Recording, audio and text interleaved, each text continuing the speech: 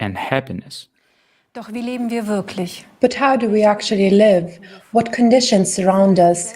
As a society today, we are faced with numerous crises and problems that burden our country as a whole, as well as each individual, making our future look uncertain. The poverty trap, inflation, social division, and climate collapse are just some of the many problems. To get a deeper understanding of the current state of our country, we, volunteers of the Creative Society Project, have spent the last few months thoroughly examining the current pressing issues in Germany. To do this, we analyzed information from official sources, conducted social surveys, as well as interviews with experts. While preparing, we came across interesting but also absurd information which surprised and shocked us. We've compiled a large amount of information into an overall picture, which we would like to present to you today. However, our goal is not simply to highlight the problems and shortcomings. Our main priority is to present you with an absolutely realistic and effective way of solving them, the way that will lead us out of crises and absurdity. This is the Creative Society. Today's conference will focus on the following topics.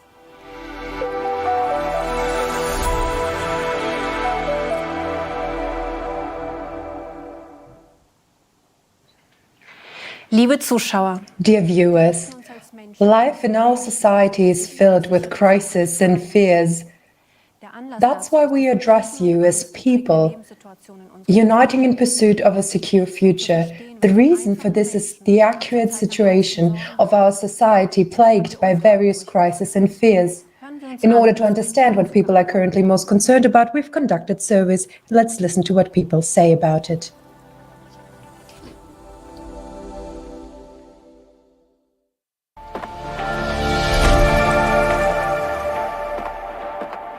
I also think what's happening here in Germany at the moment is very bad, that people feel so insecure. Where is its economy heading right now? Can you still afford everything if you go to work every day? Off the top of my head, I would say what worries me is that many people are in a difficult situation and that many people are, let's say, simply anxious or afraid about the future. How can I cope with that? Can I pay my bills now that we have the energy crisis? Everything is getting more expensive. My major concern is people's health and healthcare provision in the Federal Republic of Germany.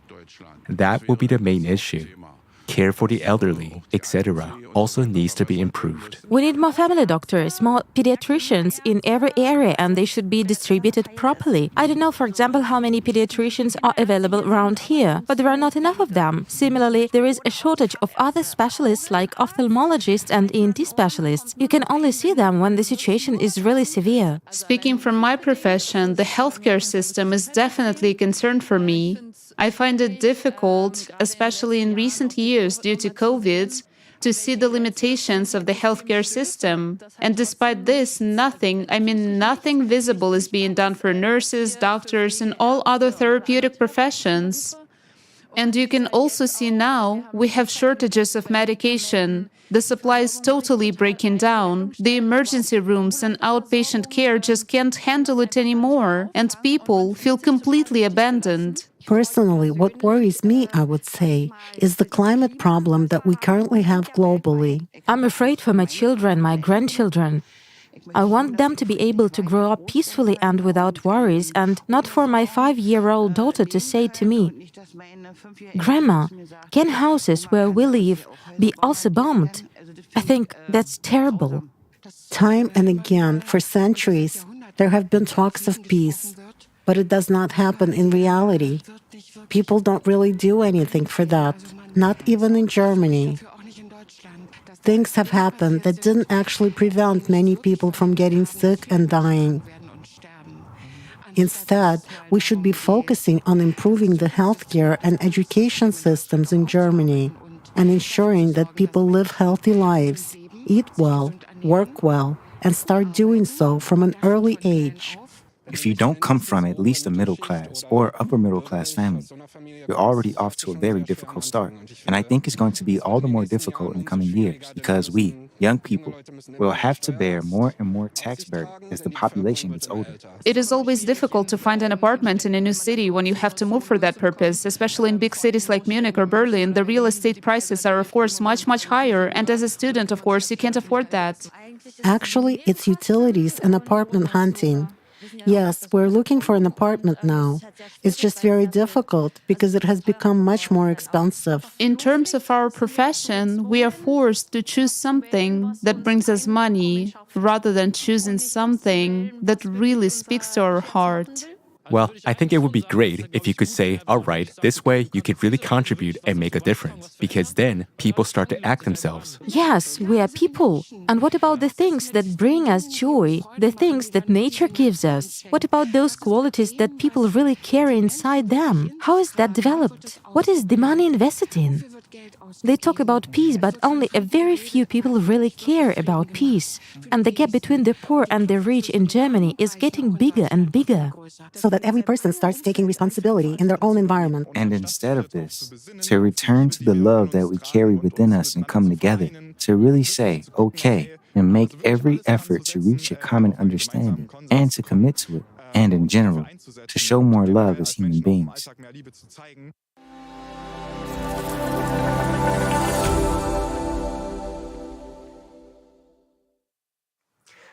Wer hätte sich noch vor einem Jahr Who could have imagined just a year ago that in our country such basic needs as housing, heating, and food would suddenly become unaffordable for many Germans, and a significant portion of the population would face financial problems? All this is happening in a country that is considered progressive and highly developed. So let's proceed to our first block, in which we will delve deeper into the issue of energy crisis.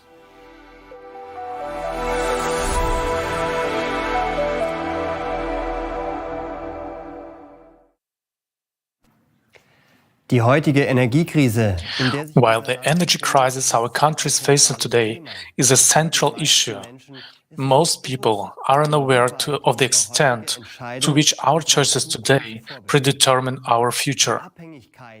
Germany's energy dependency and vulnerability has never reached such proportions. With the flood of information, is it still possible to have an overview of the complex situation we're in? We are in the middle of geopolitical conflicts. We are concluding new energy supply contracts for which new multi-billion-dollar infrastructure has to be built in a very short time. Our energy artery is being blown up in the middle of the day, and no one cares.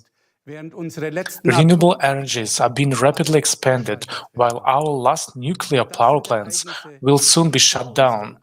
And these are the events that have unfolded before our eyes within just 1 year. Many people are not aware of the significance of these rapid events because every day we are in a survival state. What has led us to such a situation? The following video sheds light on the background and context of the current energy situation.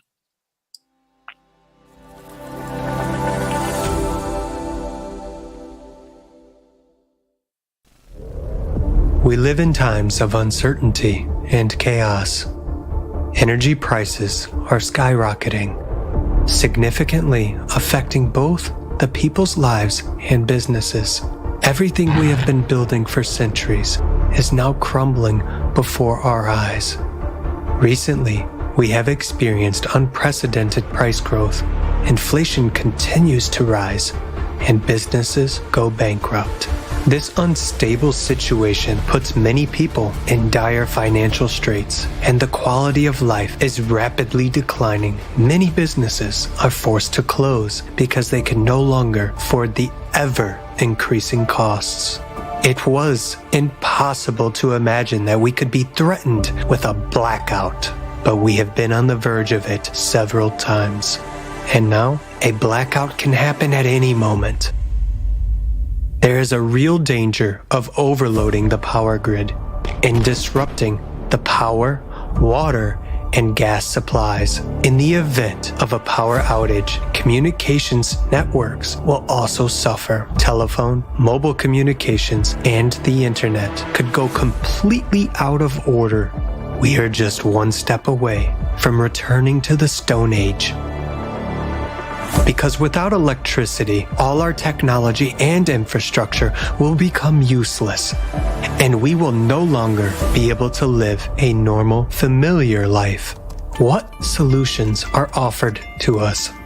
While our taxes are used to subsidize energy companies, we have to wash less often, dress warmer, sleep in heating halls because we cannot afford heating and because of energy savings. In our world, energy is a commodity traded on the stock exchange. The only winners of the energy crisis are the energy supply companies, which benefit from high prices. What brought us to this predicament? There is an opinion that the energy crisis was provoked by geopolitical conflicts, but the problems began with the energy transition. Back in 2000, the Renewable Energy Act was passed, becoming the basis for the energy transition. In order to reduce the consumption of fossil fuels such as natural gas, oil, coal, the focus has been placed on promoting renewable energy sources that would generate sustainable and productive electricity. Are we on the right track? Will we be able to achieve our goals? We are the country that has embarked on a radical energy transition. For decades, we had a well-functioning infrastructure that reliably provided us with energy. But we have shut down many of our nuclear power plants while importing nuclear-generated electricity from France. We are phasing out coal, but we buy electricity generated from coal in Poland. Now, we put all our eggs in one basket, the renewable energy sources. In this case, we have to be 100% confident in them, since green energy generation is weather dependent and therefore unstable. We continue to rely on coal, gas, and now also nuclear power to produce the missing electricity. There is also the problem of its storage and transportation. Currently, wind energy cannot be transported from the north to the south of the country because of the outdated and poorly developed power grid infrastructure, which leads to power shortages and possible blackouts. Green energy cannot be the only source of electricity in the country, but for some reason, we focus on it. This only increases Germany's already existing dependence on other countries and the vulnerability of our energy infrastructure. What kind of independence can we talk about if green energy alone cannot cover our needs, and we have to import 70% of our energy today? 807 million euros were paid by taxpayers in 2022 for wind power that was never produced. Because we pay energy suppliers even when they do not produce energy. We have already spent hundreds of billions of euros expanding our renewable energy infrastructure. And with every new electricity bill, we continue to pay for it. In Germany, renewable energy makes up the largest share of total electricity production, and accordingly sets the most expensive tariffs. How many billions more do we have to spend on energy extraction technologies that are not the solution to our problems? Germany has always had the highest electricity prices regardless of geopolitical events, in addition to old contracts that are currently not being serviced but are still in force. New oil and gas contracts are being added from new energy suppliers at much higher prices. Moreover, new liquefied natural gas terminals are being built, which have already cost us 6.5 billion euros in 2022, and billions more are expected to be spent. We can barely keep up with current expenditures due to inflation, and our country is getting even deeper into debt. Who is going to pay for all this? For decades, we have been investing in an inefficient and very expensive green energy infrastructure. We are in the middle of a trade war caused by the geopolitical situation, and we have to suffer from skyrocketing prices and overall uncertainty. But we, people, do not agree to that. Yet, who represents our interests? The interests of people. The current energy crisis is not a natural occurrence, but rather an artificial one. Is it really impossible for such a developed country as our Germany to find a way out of the energy crisis?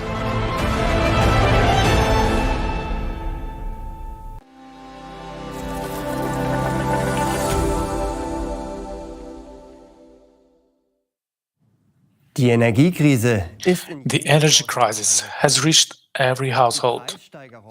Price hikes on almost all goods and services are felt, die Nebenkosten. and the extra costs can hardly be covered. Viele von uns Many of us have not yet recovered from the shock caused by the annual electricity bills. müssen auf geplante How Reisen some have to forego planned trips, while others have to think twice about taking long showers or using their oven. nutzen können.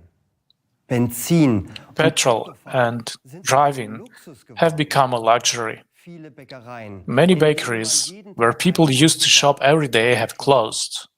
Auch deutsche Unternehmen kämpfen German um businesses are also struggling to survive.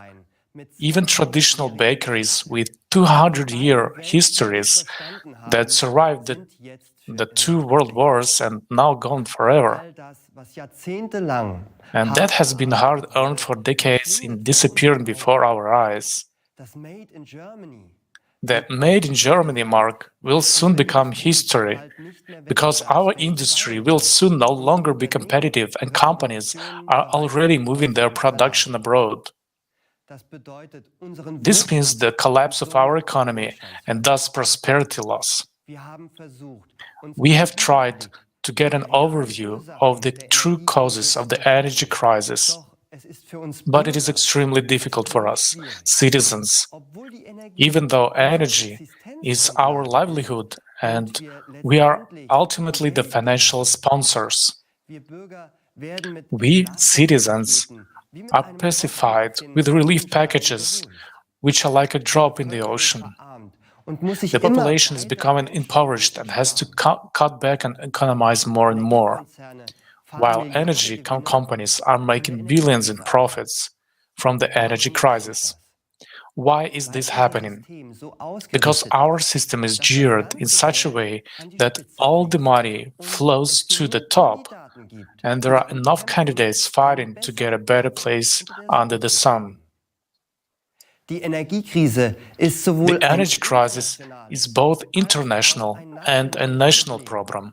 doch in dieser Krise steht der But in this crisis, profit takes precedence over the well-being of people. die Ursachen der Energie What are the excuses for the causes of the energy crisis and what solutions are being sought? die rasante Preiserhöhung The rapid price increase on energy sources, such as gas, coal, oil, etc., has started in 2021. Ursache Germany's dependence on fossil fuels and the delayed energy transition die verschleppte are Energiewende. cited as the main causes. Wir sehen nun, dass diese We now see that the situation has been exacerbated by geopolitical factors. es wird angenommen, It is wären assumed that if we had switched to green energies like solar, wind, and hydropower earlier, wir längst we would have already long been independent and climate neutral. grüne Energie Is green energy really the right solution? Die Energiewende ist ein zentrales Thema. The energy transition is a key issue in Germany. The aim is to achieve a climate-neutral energy supply by replacing fossil fuels with renewable energies. Well, this is seen as one of the main means to fight climate change. We would like to look at it from an energy supply perspective. Welche Auswirkungen What impact does the expansion of renewable energy have on the energy imbalance? We had a stable infrastructure that worked for decades, but now new variables are coming in. Look at the graph of how the energy mix has changed over the last 30 years. Due to the Renewable Energy Sources Act adopted in 2000, the share of green energy in Germany's energy mix is growing. The green part of the diagram on the left shows the share of renewable energies, which was 1.3% in 1990. Within the last 30 years, this share has risen to 16%. This is what you see on the right-hand diagram. The share of nuclear energy and coal, marked in pink, gray, and red, have halved overall. This has a major impact on the infrastructure and especially on the energy supply, on the electricity supply. Let's look at what danger this entails. The energy balance is decisive for the safety of the power grids, meaning if power generation and consumption are in balance at all times, then the power grid is stable. The current always flows evenly at 50 Hz in the grid. If the balance is not maintained, a deviation is about 0.5 Hz is enough to cause a grid failure. Different types of power plants are used to ensure this balance. Baseload power plants, such as nuclear power plants, which generate electricity in a stable way but cannot quickly reduce or increase the load and cannot be shut down quickly. And flexible power plants, such as gas, coal, and hydroelectric power plants, which can quickly increase or reduce output when electricity demand increases or decreases. Renewable energy sources are weather-dependent and cannot be used at all times. They also cause unpredictable surges in the grid that have to be balanced. During the course of the day, however, the demand for electricity constantly fluctuates. At night, there is a rapid drop in demand, and during the day, the reverse happens, seasonally too. The demand for electricity also grows, especially in autumn and winter, when it grows many times over. With the rapid expansion of renewables, however, another factor is added, the weather. As a result, it is becoming increasingly difficult to ensure energy balance. Many factors are now affecting the balance in our energy grid, including increasing energy consumption, aging infrastructure, manipulation of energy markets, and climate change. In addition, green energy sources are causing dramatic changes in the way energy is fed into the grid. If the energy balance is disturbed, the power grid can collapse, and a so-called blackout will occur. That is the total failure of the entire power grid. Especially in the last year, the search queries as well as the presence of this topic in the media have increased very much. But people do not know that we have already been on the brink of blackout several times. The fact that we have safely survived this winter is weather-related luck. Let's hear what Mr. Herbert Saurup, president of the Austrian Society for Crisis Preparedness, has to say about the blackout danger. Yes, I'm observing the unfolding events with great concern, because 10 years ago, this was just a theory. From the systemic point of view, unfortunately, a lot of aspects that I discovered at that time have come true.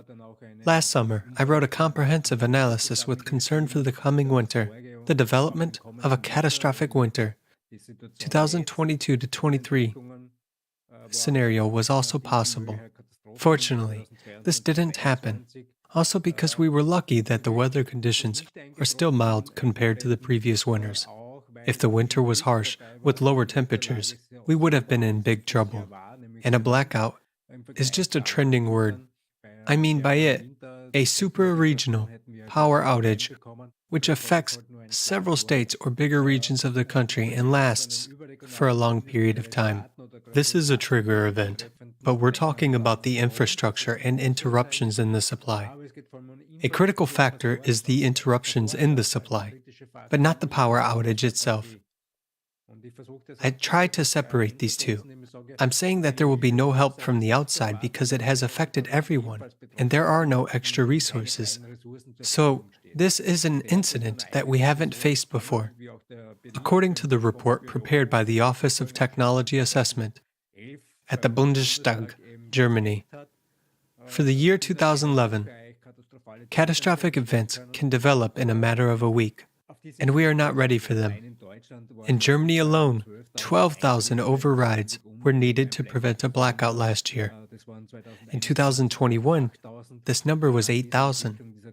The dynamics of the development of events over such a period of time gives us a clear picture. While 20 years ago, such overrides were a rarity. It's important to know that we don't have national power supply systems, neither German nor Austrian, but there is a single European system, managed by 32 operators of the energy supply system in Germany, 4 of which run from Portugal to eastern Turkey, and from Sicily to Denmark, and all of them must be constantly balanced. In other words, energy cannot be stored. It must be produced exactly in the amount that is being used at the moment. And many people don't know about it.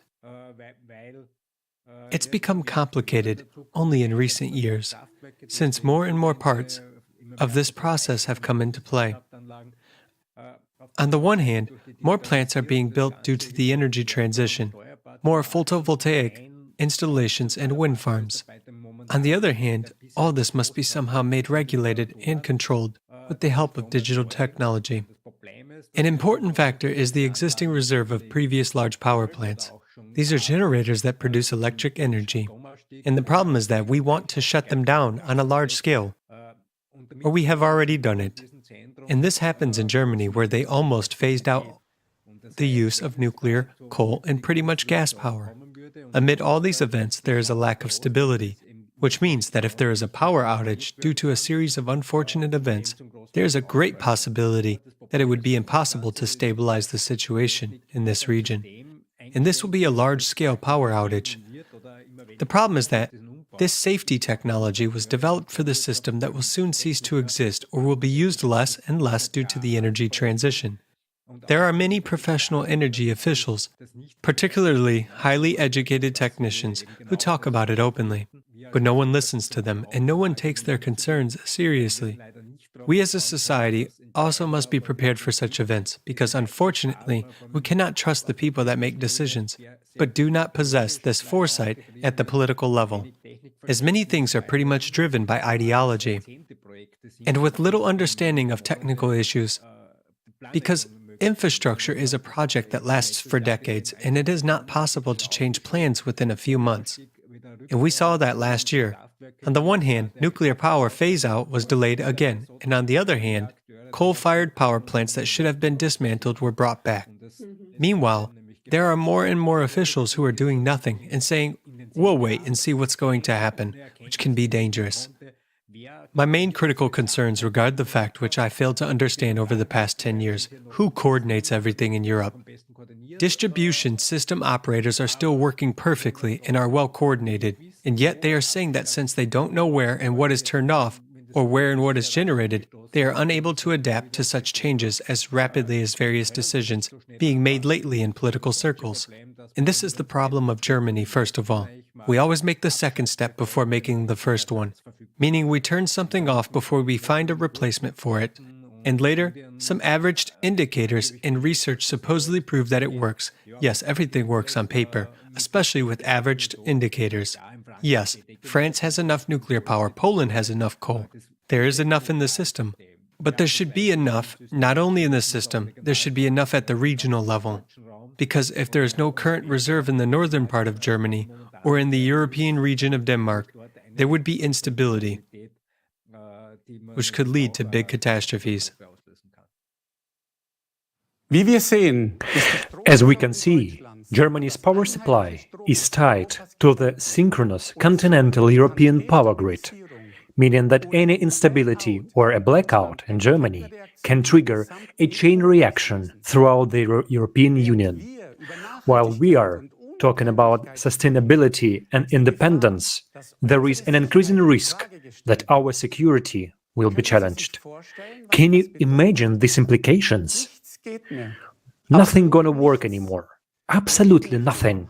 It's not about household electricity only.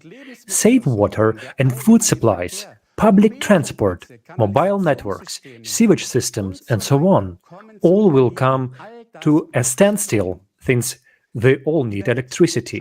The world is just looking at Germany in disbelief. The world's stupidest energy policy. These are the headlines of the international newspapers. Not a single country has come up with the idea of simultaneously shutting down traditionally reliable baseload power plants, such as nuclear power plants, and switching to unreliable renewable energy sources. We luckily managed to make it through the winter, but the last nuclear power plants are set to be decommissioned soon. We'll be as lucky next winter as we were this year. Mit dem wachsenden Anteil With the growing share of renewable energy and the simultaneous phase-out of conventional energy sources, it is becoming increasingly difficult to maintain the most important aspect of the energy supply, the energy balance. Green energy is weather-dependent and therefore unstable. When there is no wind, not enough light on the cloudy days or at nights, or too much sun and wind, green energy sources create highly unpredictable fluctuations in the power grid, which have to be compensated by the fossil fuel-fired power plants. It is these energy sources that are about to be shut down and in the near future because they are not environmentally friendly. But how do they in fact cope with winter recessions? In January 2021, when there was no wind in Germany, they used coal-fired power plants located in Romania and Bulgaria to make up for the power shortages. However, a very large amount of electricity that had to be transmitted through the grid in several countries caused the power system in Croatia to collapse, leading to power outages in certain parts of Europe. Energy experts emphasize that we barely managed to avoid the Europe-wide blackout. But if too much electricity is produced, the stability of the grid must also be ensured. The solution would be to store this electricity. One such example can be found today in Australia.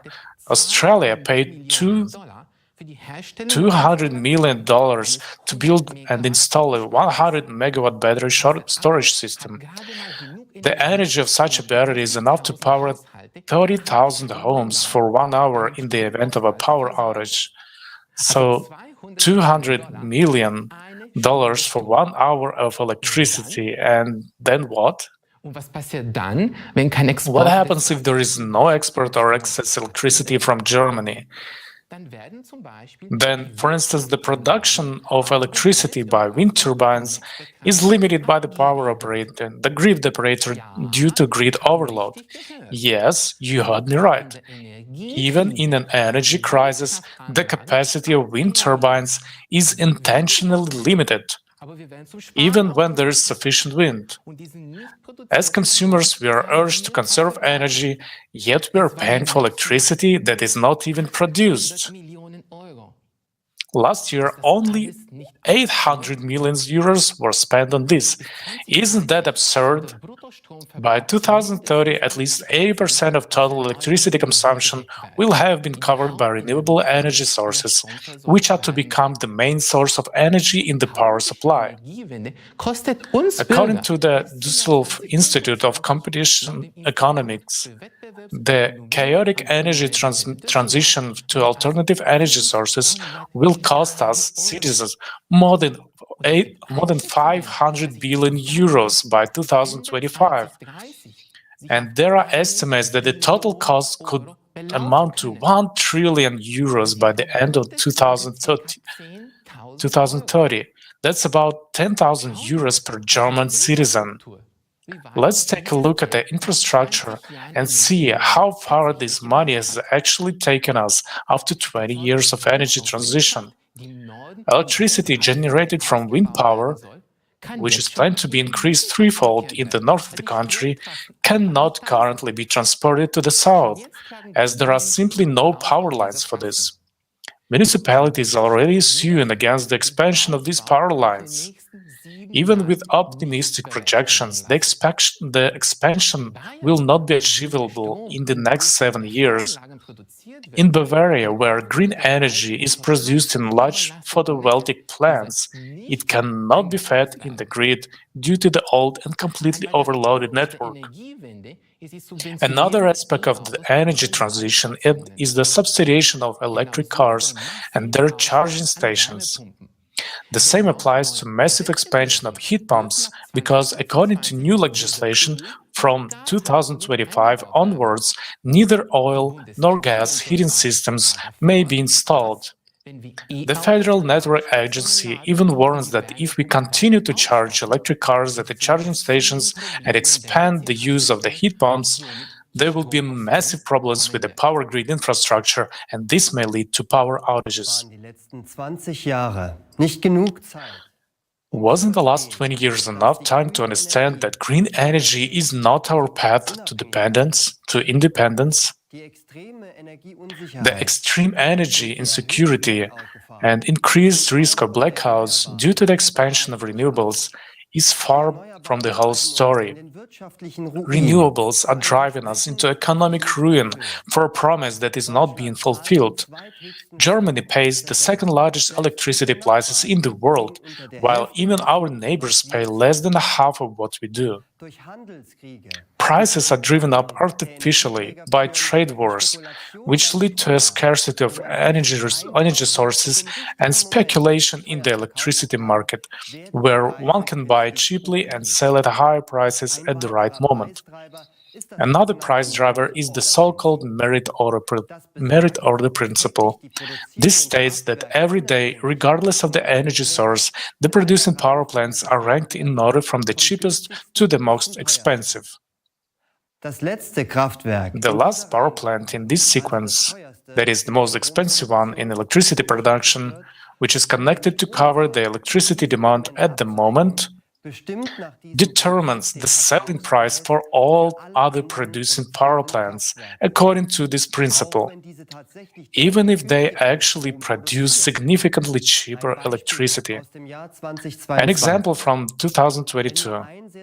If only one very expensive gas-fired power plant is needed, then all other nuclear, coal, solar, and wind power plants will receive the highest price corresponding to the gas-fired power plant. If the power plants that produce cheap electricity could pass on the price, our electricity prices in the current situation will be much cheaper.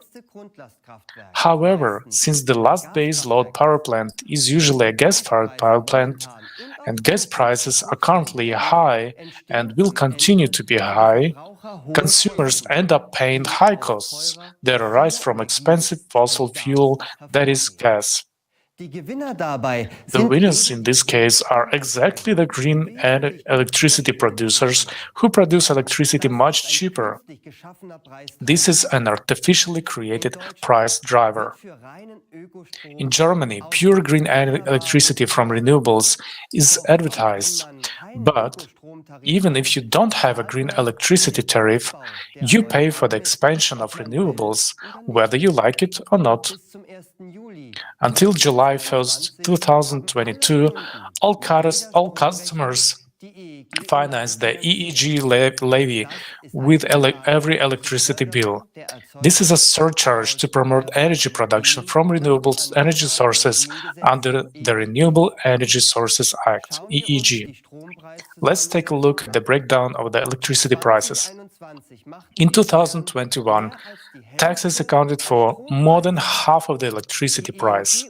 The EEG levy at 6.5 cents per kilowatt hour accounted for more than one-fifth of the total electricity price. From January 2023, we celebrate the abolition of the EEG levy, which was already decided in 2021. But at the same time, the National Emissions Trading Scheme, the so-called CO2 tax, was introduced. This will be raised every year. This means that we are not only burdened by our electricity bills, but also pay the so-called CO2 tax for every product, every service, and every commodity that is produced, delivered, heated, or cooled with or through fossil fuels. The only thing that has really changed for us is that the price is no longer shown in the electricity bill. Green electricity, as it is called, should benefit the environment, and all efforts and extreme costs are aimed at this. But how green is green energy really? Let's watch a video on this topic.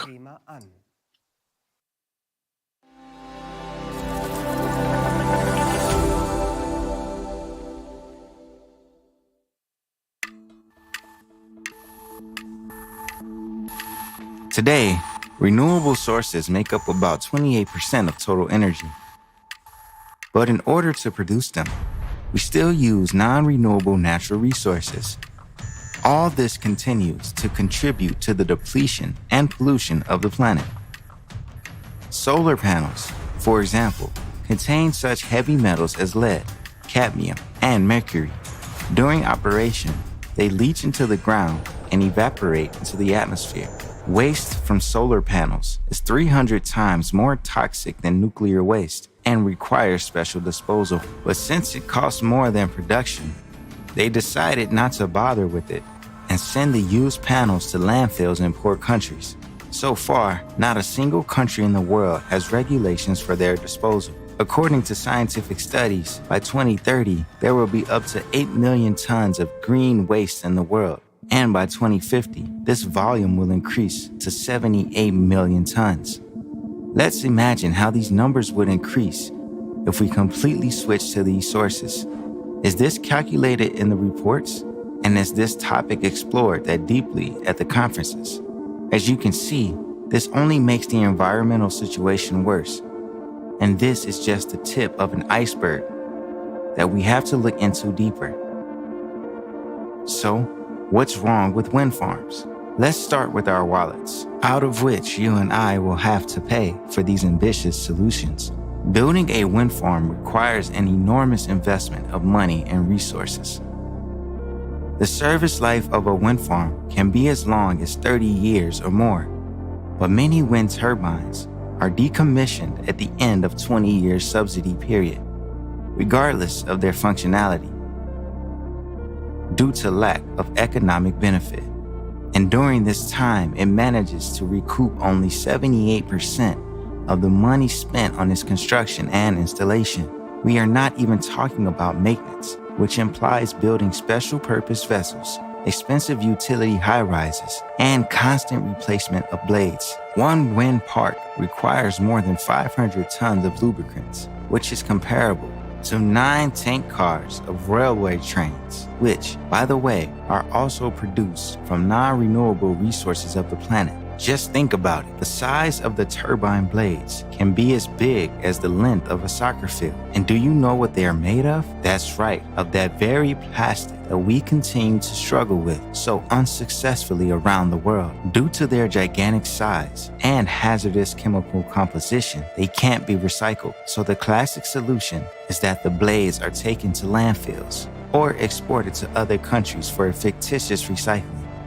This, therefore, poses an insurmountable problem for our environment.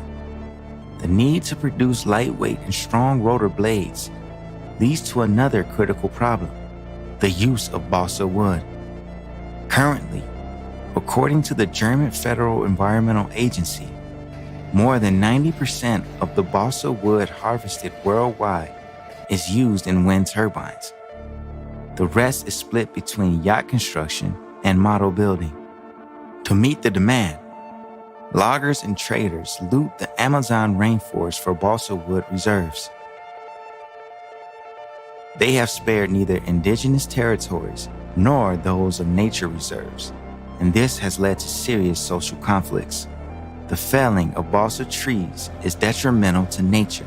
This species performs important ecological functions and protects the banks of rivers from erosion. In the year 2021 alone, the company consumed almost 26,000 tons of balsa wood. That's 170,000 balsa trees. After all that, do you still think wind power is environmentally friendly? Now, let's take a look at the downside of hydropower. 63% of the world's major rivers are blocked by hydroelectric dams. At that, dam failures and breaches put lives at risk, and the planet's ecology suffers. Hydroelectric power plants directly affect the bowels of the earth. Millions of tons of water in reservoirs press against tectonic plates, causing man-made earthquakes. Moreover, according to a recent study by the World Wildlife Fund, hydropower production is no longer reliable because rivers are drying up due to the current climate crisis. We keep being persuaded that alternative sources will improve the environment and solve the issue of climate change. Why? Where does such pushy advertising of green energy and show of concern for us come from? After all, it is not profitable for the states that are forced under pressure to subsidize these projects and buy this energy at 5 times the price of traditional energy. Germany is a prime example. By shutting down most nuclear power plants in favor of green energy, it has hit a dead end. On the most productive days, green technology generates only 17% of total energy consumption. So today, it has to buy energy with huge amounts of taxpayer money from the same non-green nuclear power plants in neighboring countries. Isn't that absurd? There's also another important fact worth noting. Renewable energy depends on the sun and wind, so it must either be used immediately or accumulated. Yet, electricity is a complicated and expensive commodity to store. Let's calculate how many batteries are needed to store electricity and use it during periods without wind or sun, or during emergencies. Just imagine, an average 2-person family consumes about 235 kilowatts per month. About 100 batteries of 2.4 kilowatt would be needed to cover one family's monthly electricity needs. Now let's recall that a battery is the conversion of electrical energy into chemical energy and back again. To create them, harmful chemicals are used that cannot be recycled.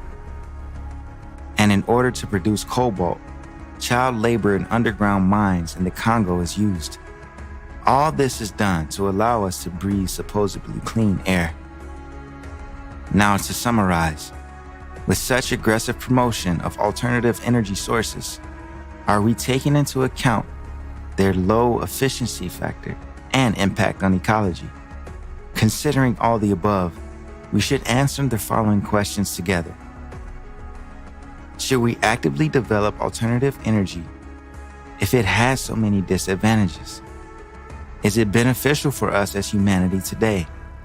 Or should we put our efforts to find a more effective solution?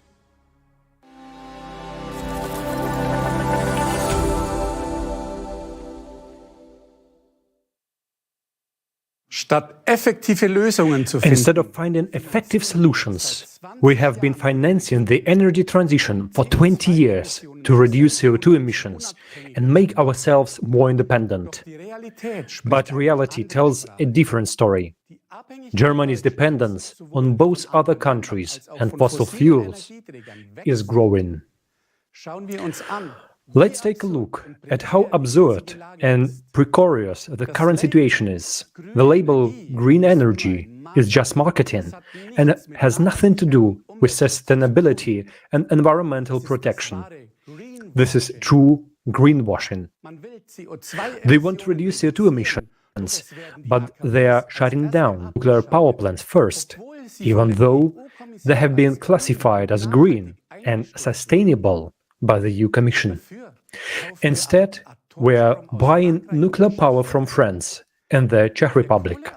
The coal phase-out is planned for later, even though coal burning produces more emissions. Is it more sustainable to import additional coal-fired power from Poland as well?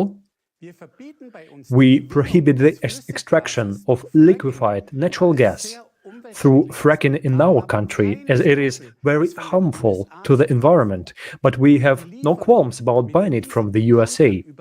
Delivery by huge tankers over thousands of kilometers leaves a bad CO2 footprint. It cannot even cover our demand, not to mention that it's much more expensive than the cheap and widely available natural gas.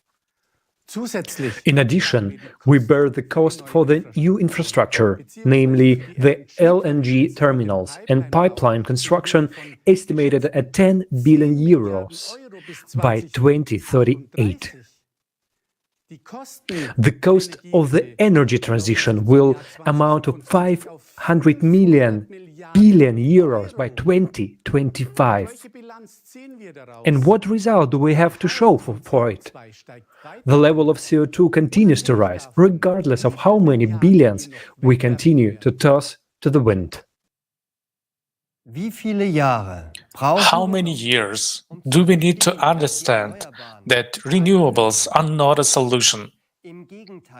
On the contrary, we are taking the risk of widespread blackout because our energy system is becoming increasingly fragile due to the unstable renewable energy sources. The promise of Germany's independence is a utopia.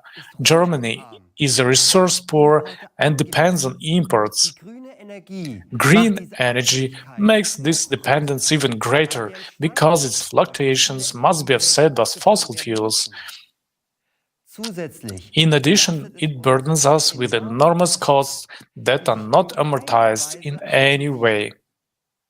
The energy transition is leading to a loss of prosperity for us. More and more restrictions and costs are being introduced for industry under the guise of environmental protection. There is talk of a new wave of deindustrialization in our country, as many companies are moving abroad. They simply cannot afford the expensive electricity and energy prices. The companies are therefore forced to invest into environmentally friendly technologies and purchase emissions allowances to reduce CO2 emissions. Furthermore, laws are being passed that prohibit certain productions, such as normal gas and oil heaters, may be put into operation starting from 2025, and only climate-neutral vehicles will be allowed from 2035. This has fatal consequences for our economy.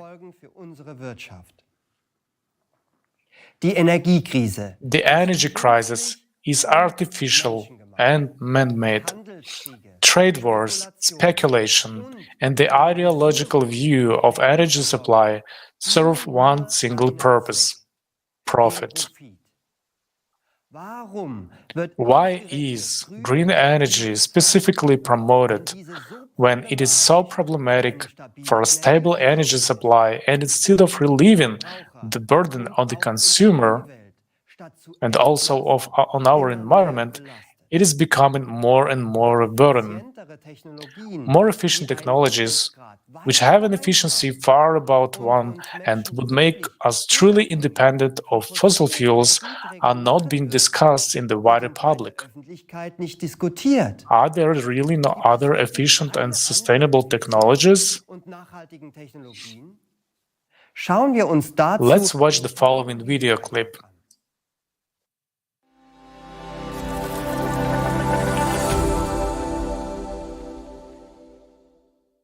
Right now, we are totally dependent on our planet's non renewable resources or weather conditions for our power industry. In the pursuit of producing more power, we are destroying nature. Also, we are jeopardizing our own lives.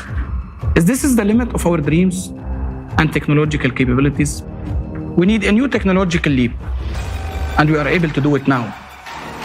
But only on one condition. First, let's understand how realistic such a leap is and what benefits each person would gain from it. Fuel-free generators, what are they? Let's start by comparing them with traditional generators. The efficiency of traditional energy sources is extremely low. Efficiency of thermal power plants, up to 43%. Efficiency of internal combustion engines, up to 40%. Efficiency of nuclear power, up to 35%. Efficiency of solar panels, up to 22%. Even if we go to the most efficient hydroelectric power plant, we can see that its efficiency is no more than 85%. And at the same time, we lose most of this energy while we are transporting it to the end consumer. Because it's impossible for us to implement and put hydroelectric power plant in every home. But it's very possible for us to equip every home with an FFG. The fuel-free generators requires energy only for its startup, and then it operates autonomously, which means the efficiency of fuel-free energy is greater than 100%. Thus, FFG is not a perpetual motion machine, since it requires an input of energy, but a smaller amount than what energy it can produce. An obvious question arises: how energy then would be generated if no fuel required for that? We know from the school physics class that according to the law of energy conservation, we can't get more network output than we had spent on it. But this law only works in a closed systems. Whereas FFG is an open system and it receives energy from the surrounding space. Scientists of the Russian Academy of Sciences experimentally confirmed that, for example, during the operation of magnetic FFGs, the space around the generator does not heat up but cools down. Instead, there are many myths and fakes around this technology that discredit the very existence of FFGs. Someone tries to make money from selling fake devices. Real inventors are being intimidated and even physically eliminated. Many developments were stolen or destroyed. Why is this happening? Energy is not only a tool of manipulation, but also a tool of political influence. It brings billions of dollars in profits for energy corporations, which will be gone instantly with the implementation of FFGs. Consequently, their power over us, those who buy energy and depend on this resource, will disappear too. However, despite all the obstacles, we have working devices from officially recognized inventors.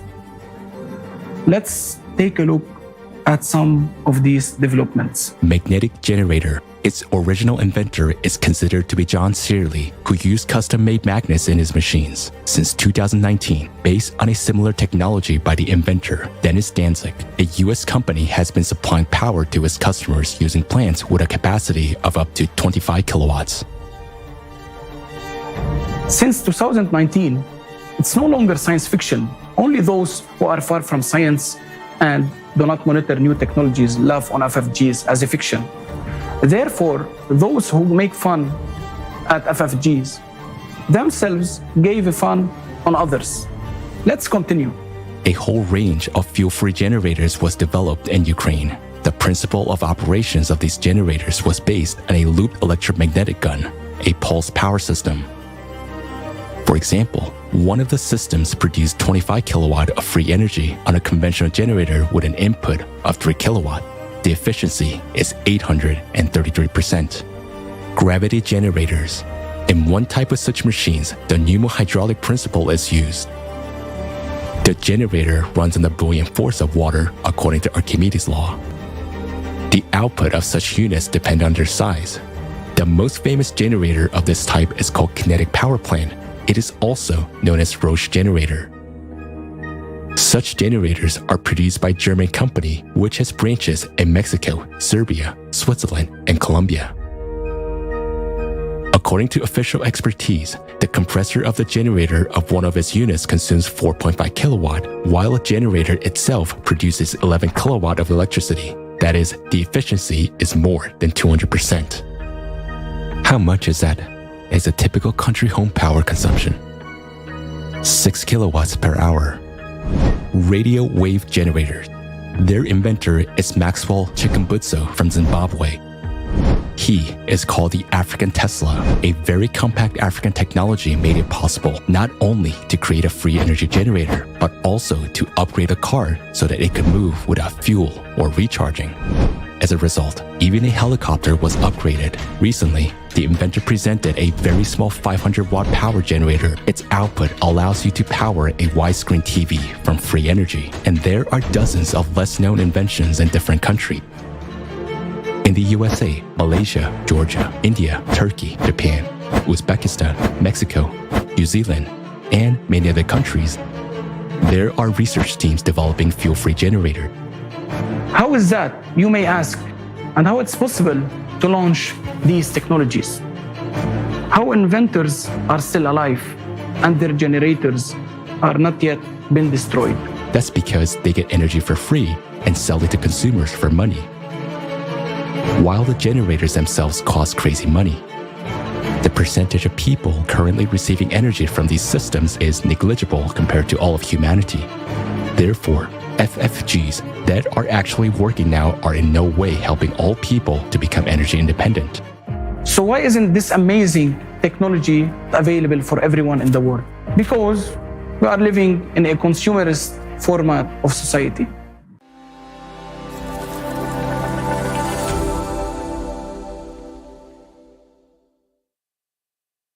Wie wir gesehen haben, gibt es bereits As we can see, there are already technological solutions that can provide a fuel-free, efficient, and safe energy to the population. Many who have watched this video are asking, why do we have to keep paying our electricity bill? Why don't we nationalize fuel-free generators and provide everyone with free energy? Surely would be a logical solution for the energy crisis. Imagine if every household had such a device at their disposal and there was no such thing as utility bills anymore. This would not only be real energy transition, this would be a totally new stage of social development in the area such as manufacturing, transportation, and communication. No harmful waste, no environmental disasters, no energy shortage. Yes, in a creative society where all resources and scientific knowledge belongs to human society, such would be our everyday life and daily life. But our reality is different. In the profit-oriented society, all conditions are created to turn essential resources into a business. There are wars for new markets, speculations and open terrorist attacks on civilian energy infrastructure. Even the air is taxed. Thus, over the FFGs are being turned into an expensive commodity, even if their production cost is negligible compared to their output. What would happen if tomorrow we introduce such technologies as FFGs worldwide without changing the format of society? Many millions of people employed in the energy sector would become unemployed overnight. Their families will lose their livelihoods.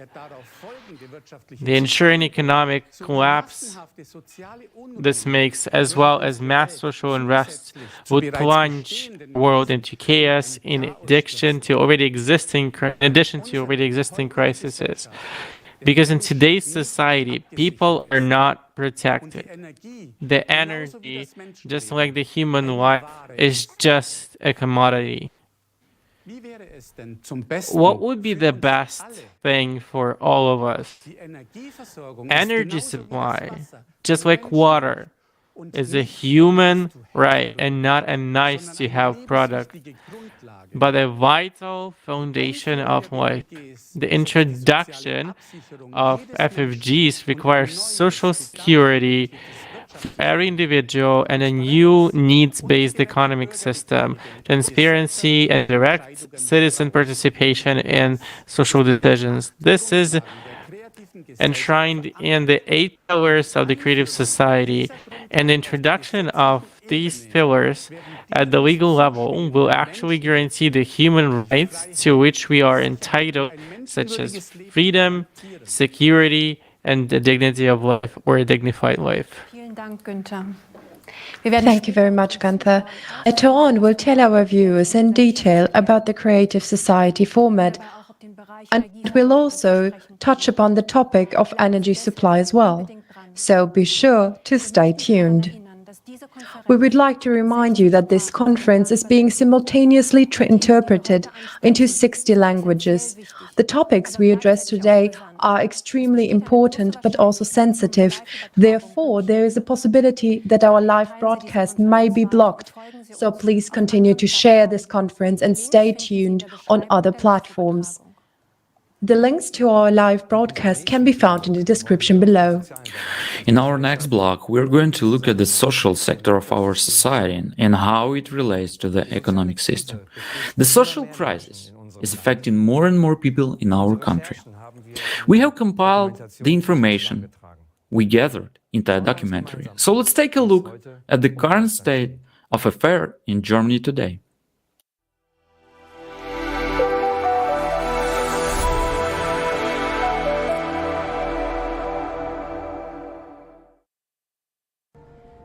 How is a country's wealth measured? Germany is considered a rich country. We have billions of euros in tax revenue and a growing economy. Then why is the poverty rate also increasing? As a result of inflation and rising cost of living, the general level of welfare in Germany continues to decline. Is the image we have of Germany correct? Are we still a thriving welfare state? Let's find out together. Poverty. According to the Paritätischer Wohlfahrtsverband, the poverty rate in Germany constitutes 16.6%, or 13.8 million people. More than 11% of the population live below the poverty line. Single parents and students are especially affected. 41% of single-parent families live in poverty. According to the Federal Statistical Office, in 2021, nearly 38% of students had a monthly income below the poverty line.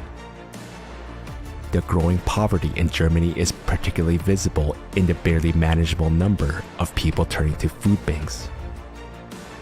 In February 2022, more than 2 million people visited 960 food banks daily. These included homeless people, refugees, citizens living on welfare benefits, as well as retirees and single parents. People from the low-wage segments are also increasingly turning to food banks for help. The poverty risk rate for people over 65 increased from 14.7 to 17.4% between 2018 and 2021. According to a press release from the Federal Department of Housing, Urban Development and Construction, in January 2022, a total of 263,000 people in Germany had no permanent residence. Poverty has an impact on early mortality as well. In Germany, the difference in mean life expectancy between the lowest and highest income group is 11 years for men and 8 years for women. Poverty among children. Today, nearly 1 in every 5 children in Germany lives in poverty. Often, people who grew up in difficult and disadvantaged conditions remain trapped in a cycle of social insecurity throughout their lives. about 40,000 youth and young adults are at risk of becoming homeless. Poverty in old age. The next most vulnerable group is people over 65, and according to forecasts, the level of poverty in this group will keep increasing.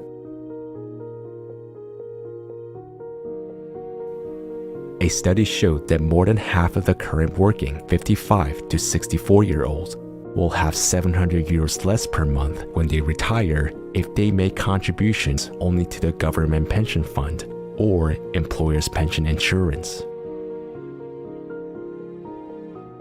This means that more than two-thirds, 69% of people who are about to retire will fall below the poverty line. More than half of the workers who have contributed to the pension fund during their long working lives may find themselves in poverty instead of a secure and comfortable retirement.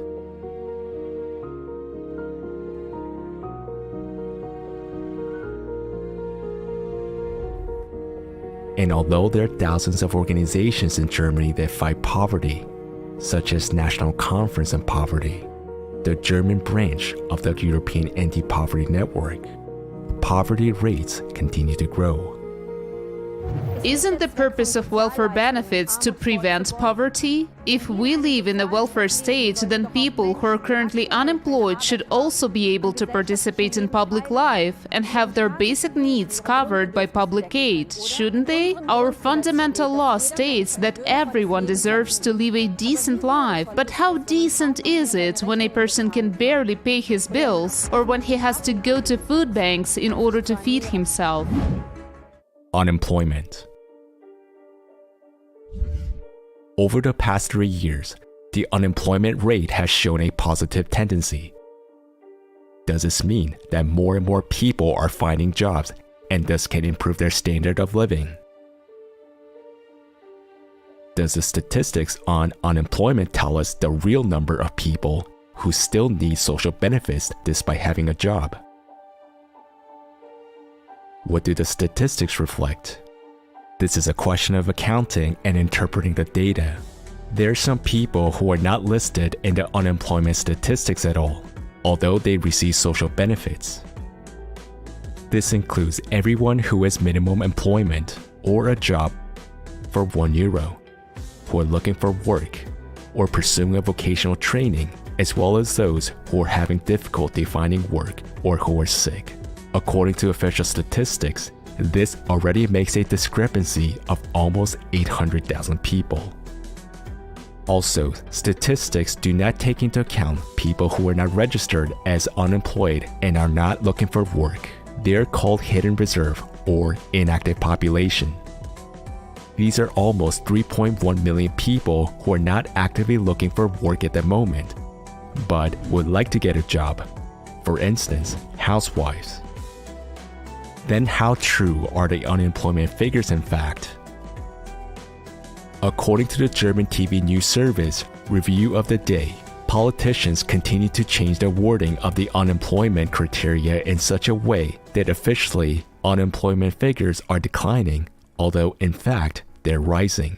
Due to the constantly changing basis for calculating statistics, it is impossible to directly compare current figures with the previous ones. Labor shortages. On the other hand, in addition to unemployment, there is ever-growing labor shortage in Germany. There is a lack of skilled workers, especially in the social professions. There are not enough teachers, doctors, nurses, and childcare workers. Up to 60% of vacancies in healthcare and education are not filled. Whether they're academic professions in medicine or STEM fields, meaning science, technology, engineering, and math, or non-academic professions. There is a shortage of professionals everywhere. The construction industry, architecture, agriculture, and animal husbandry, aviation, geosciences, information, and energy technology also suffer from a lack of skilled workers. rail, and air services. Staff shortages and sick leaves led to mass delays and cancellations of rail and air traffic last year.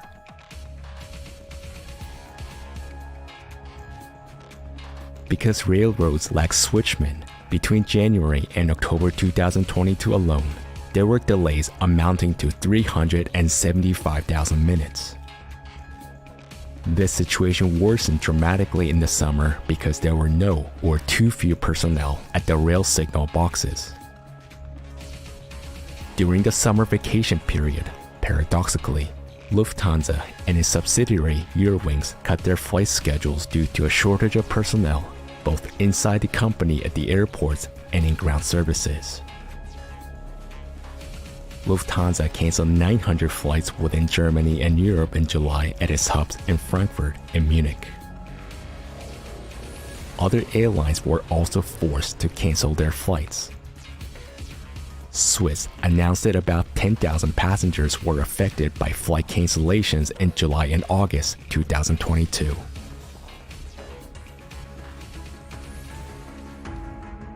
In December 2022, the number of vacant jobs for skilled professionals reached 1.2 million.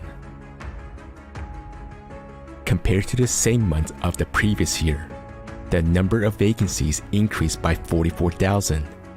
That is a 2.9% increase. The number for the year 2022 were the highest in 10 years. In addition, there are a large number of job positions available for unskilled workers. In 2019, the German Economic Institute (EWE) published a study indicating that more than half of the 753 professionals examined experienced labor shortages. According to studies, the skilled worker shortage is now jeopardizing companies' success even greater than rising prices for energy and natural resources. Nearly half of all companies in Germany are forced to cut their operations due to staff shortages. The labor shortage is currently costing Germany almost 100 billion euros. It's weird. On the one hand, we have a large number of people looking for work, but on the other hand, there is a huge shortage of skilled professionals in many industries. So what's the missing link between the people who are looking for work and the companies that are struggling to fill their vacancies? It seems absurd. Housing market. The general crisis has also reached a housing market. Housing is in short supply. The German market is in absolute state of emergency. Already in 2020, 8.5 million people in Germany were living in overcrowded apartments. The problem continues to grow. Experts at Deutsche Bank are already sounding the alarm. They expect an unprecedented housing shortage and a deep construction recession in Germany in 2023. Rent control measures don't help much either.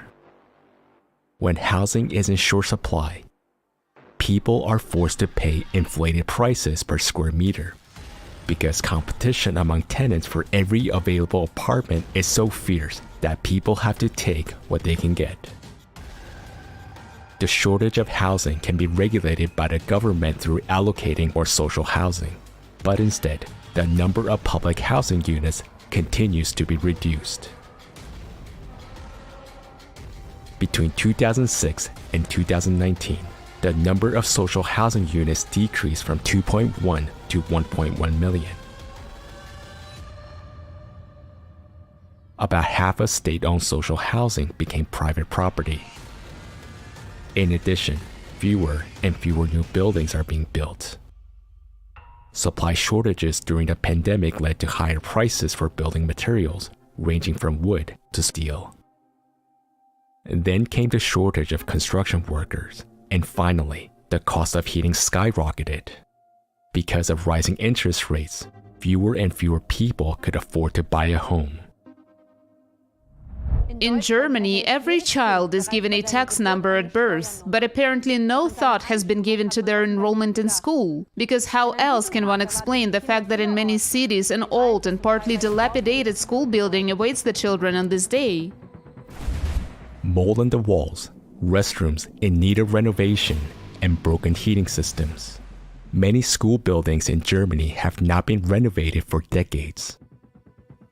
As early as 2017, there were reports of dilapidated schools in Germany.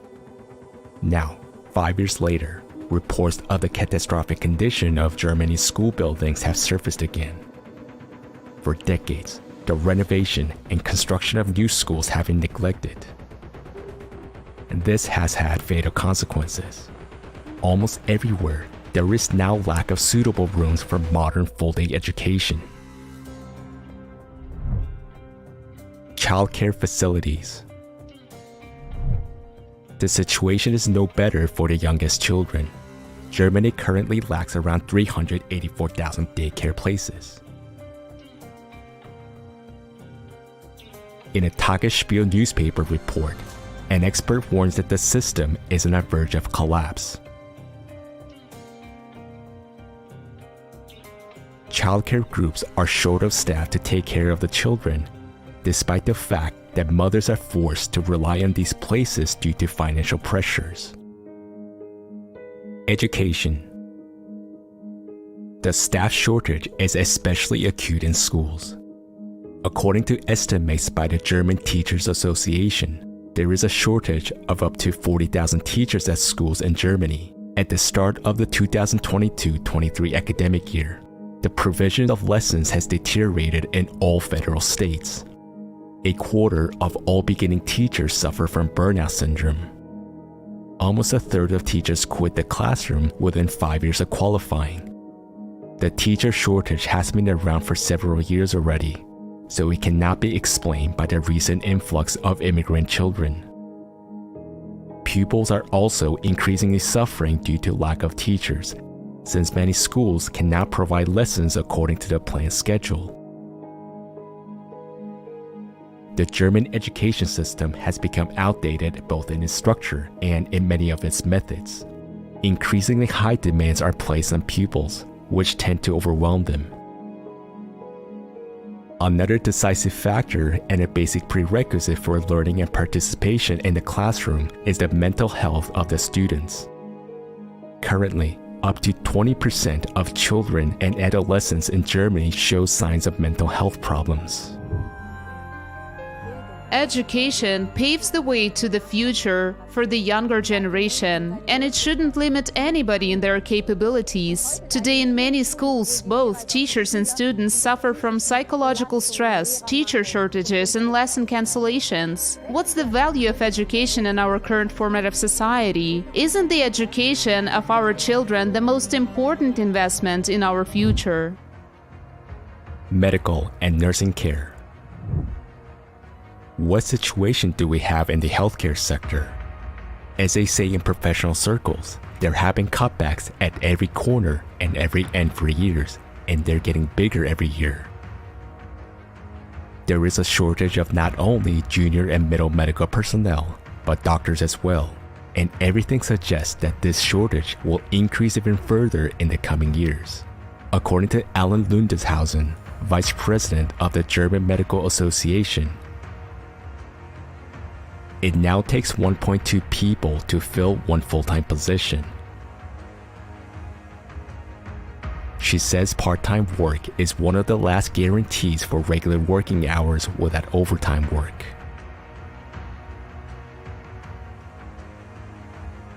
Doctors can hardly manage ever-increasing bureaucracy, which leaves less and less time for contact with patients.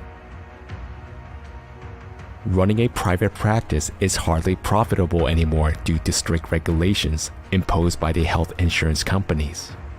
And there is a lack of medical practices, especially in rural areas. According to Statista, the number of general practitioners in Germany is declining. In 2011, there were 29,304 primary care physicians nationwide. In 2019, we had only 24,184. And that's despite the growth and increase in the average age of the population. This, of course, has huge implications. Long waiting times for doctor's appointments, poor diagnostics, and far too little time for patient discussions. Add to this the stricter guidelines for medical practitioners. All of this leads to continuously deteriorating medical care. What is the situation of hospitals? Despite the increased need during the pandemic in 2020, 25 hospitals were closed in Germany for financial reasons. On December 27, 2022, Erste Blatt magazine reported that Germany's hospitals will be hit by an unprecedented wave of bankruptcies in 2023, according to the Germany Hospital Association, DKG. A wave of insolvencies is rolling towards our hospitals in 2023 that can hardly be stopped, said the chairman of the board, Gero Gass, to Redaktionsnetzwerk Deutschland. The extensive closure of hospitals in Germany continued in 2022. By the end of the year, 13 hospitals had permanently closed their doors. Since the beginning of the pandemic in 2020, a total of 40 hospitals have disappeared in a similar manner. There are too few ambulances, and emergency departments in hospitals are often overcrowded, meaning that patients in urgent need of help have to expect long wait times. Time and again, there are reports of the healthcare system being overburdened.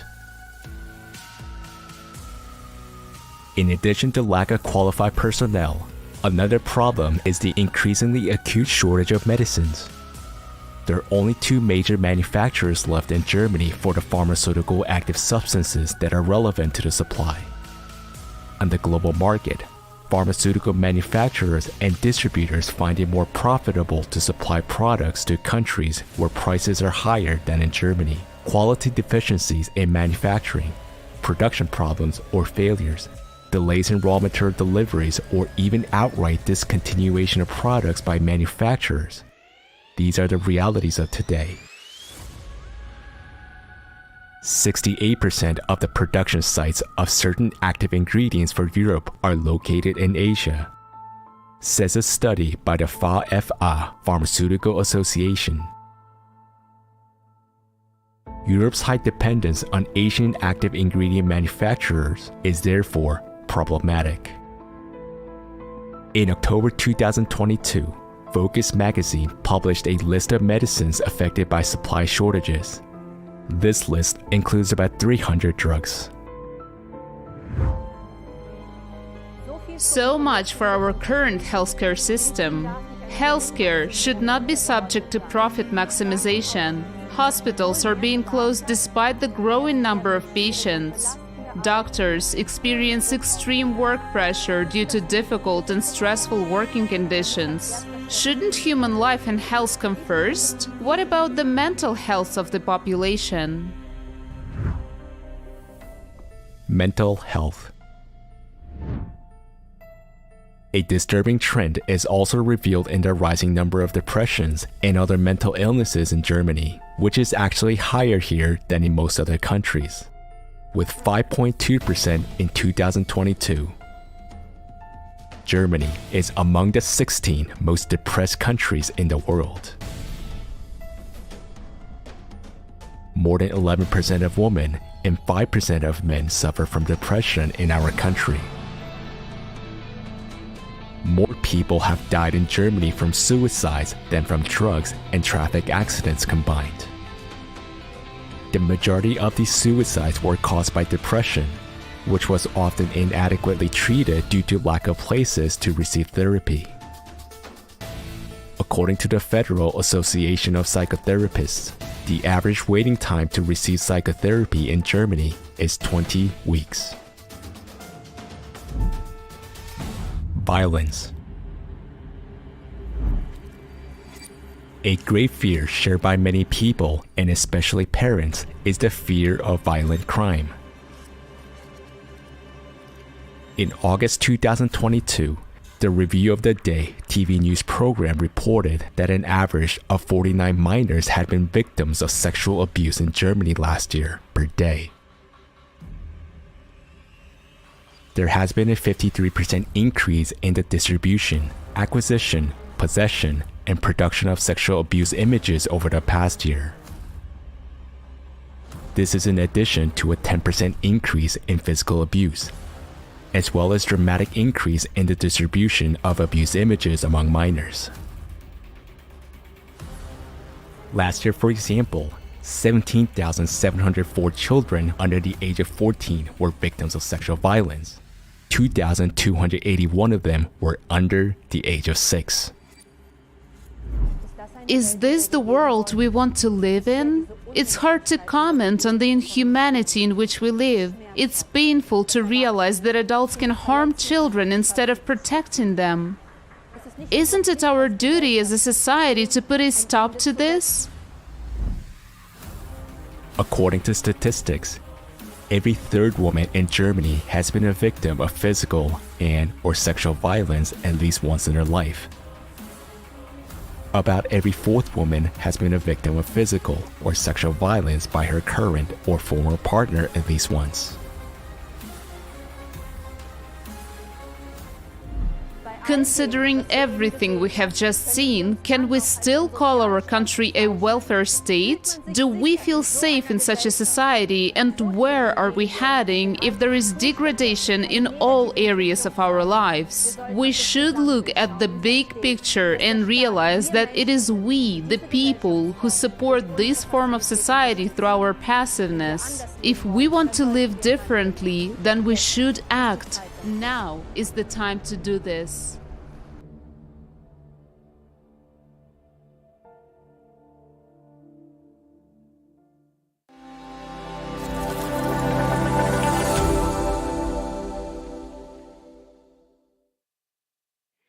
Sollte nicht jedem Menschen ein würdevolles Shouldn't everyone have the right to a decent and secure life? Everyone should have access to affordable housing, a decent social package, free and high-quality healthcare, and the opportunity to participate in the life of society. All of this is laid down in the social code. Our social market economy must guarantee freedom, social welfare, and social justice. We must realize now that we are drifting further and further away from these goals. All that is offered as solutions within the present consumerist format of society helps only selectively and at best in short term. If we really want to find a way out, we must take a completely new path. After what we have just seen, do you still think of the Germany that for decades stood for prosperity, social justice and security? Personally, it scares me that there is so much discontent and injustice in our country, which for the whole world looks up. Can we still call our country a welfare state? Let's look at how the term of welfare state is defined. A state that strives for social justice and cares for the social welfare of its citizens. The basic law states that the Federal Republic of Germany is a democratic and welfare state. The fact that we see have long been inconsistent with this definition. So how social is it that 1 in 5 children in Germany lives in poverty? That some 40,000 minors and young people are at acute risk of becoming homeless, or that more than 2/3 of people who are about to retire and likely to face poverty in old age. One would assume that these problems only affect the socially vulnerable, but now we see that people with low incomes also need social support. Never before have food stalls in Germany been so crowded, and all the more so by those who have jobs. Many are asking themselves, what is the point of paying into a pension fund all of my life if I am going to be poor at the end of my life anyway? What's the point of having a good salary if you can't buy a home with it? What good is modern medicine if I have to wait up to 6 months for an appointment? In Germany, we have a shortage of medicines, and in many places, for example, it is impossible to buy antibiotic syrup for children. In our country, we often hear people say things are worse elsewhere. We are still relatively well off, but why should we assess our situation by looking at the extreme global situation in the world instead of taking our own development and progress as our point of reference? We must honestly admit that our conservative optimism and the slogan "everything will be fine" will not help us. Statistics that do not reflect the realities of our lives don't change anything. As a result, new, lower standards are being introduced. And instead of continually improving, or at least maintaining the quality of life, we are slipping further and further into social injustice. Children growing up in poverty, pensioners picking up empty bottles. This should not be the case in our rich country. We finance our social system through our taxes and social contributions. Why are we still experiencing so much hardship?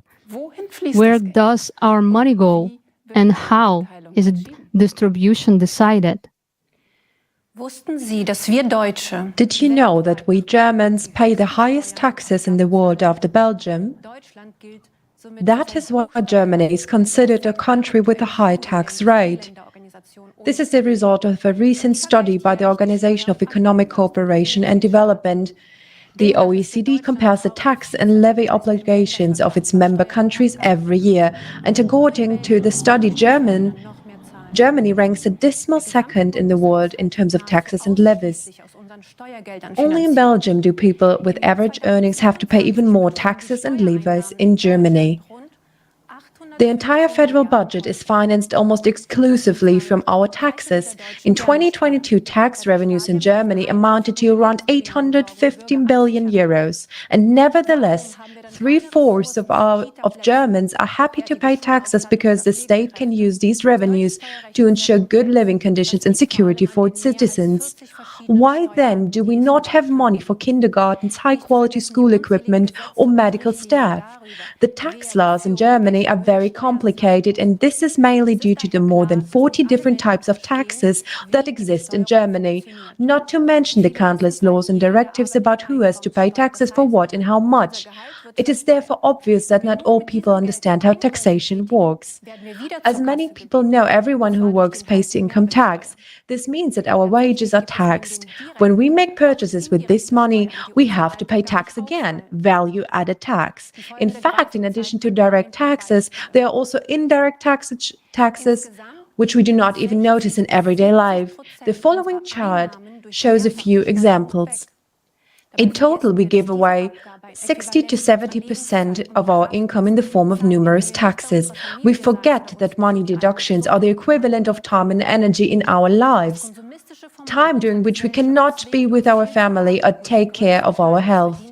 The consumer forward of our society forces us to work hard and give away most of the money we earn, but despite this, our social problems remain unresolved. In spite of high taxation, Germany has debts. If the federal budget is insufficient, the state borrows money. And did you know that every person in Germany has a debt of 30,000 euros without even knowing it? Public debts are our debts, yours and mine, without our consent. Is it acceptable to take out loans for another person without asking them? In our private lives, it would be unthinkable, but it is done to the entire population of the country. Imagine if you now had a political vote. You could vote on what money would be spent, what laws would be passed, or what measures would be put in place to improve people's lives. Would you agree, for example, with the decision to place the heaviest tax burden on the middle class, which makes up 2/3 of Germany's population? The middle class, small and medium-sized enterprises contribute significantly to the financing of public expenditure by paying high taxes and social security contributions. Did you know that at the same time Germany remains a low-tax country for the particularly wealthy? Although corporate taxation is relatively high, multinational corporations bypass on a huge scale the fair payment of taxes through shell companies in tax havens or use tax tricks and loopholes.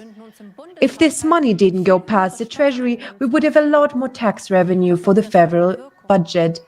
But would have been the effect? The money could have been used to solve problems in many areas and help people. Why do we allow this injustice? In the first place, because corporations follow the rules of the consumer format system.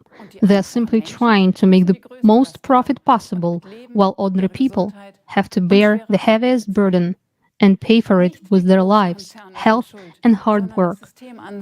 The culprit is not the big corporations, but the system itself, which is built on this principle of injustice.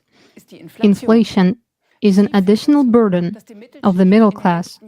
It has already caused the middle class to shrink in the recent years, and it is under pressure. Space no longer know where they will exist next year. Production costs are rising, energy costs are rising, rents and interest rates on loans for businesses are increasing. What does this mean specifically for us, people? At a 10% inflation rate, your annual income decreases by 1 month's wages. This can easily be calculated without being a mathematician. That's exactly the money you don't have enough for a holiday, for example. Experts say that inflation has just begun, and if we do nothing, once it gets worse, it will be hard to stop. We will soon take a closer look at the artificiality of crises and show that the format of consumption is programmed to create crisis and inflation. What are the consequences for our country? If the middle class shrinks, the economy will stagnate. Less will be spent, less will be produced. Tax revenues will fall. There will be less money in the federal budget, therefore, less budget for social services. By improvising the middle class, Germany impoverishes itself and loses its footing, while large corporations are moving production to other countries because energy and production costs are too high in our country. Small businesses, bound by obligations, must suffer. As a result, small businesses go bankrupt, and the number of jobs decreases more and more. And then, what happens to people when they fall out of the middle class? We very much hope that these people do not slip into poverty. As we can see, the gap between the rich and the poor is widening. In times of crisis, most of the population will become poorer, except for those few who can profit from it.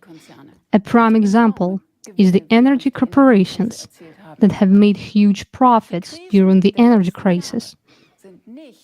The crises of recent years are not the only reason for this outcome.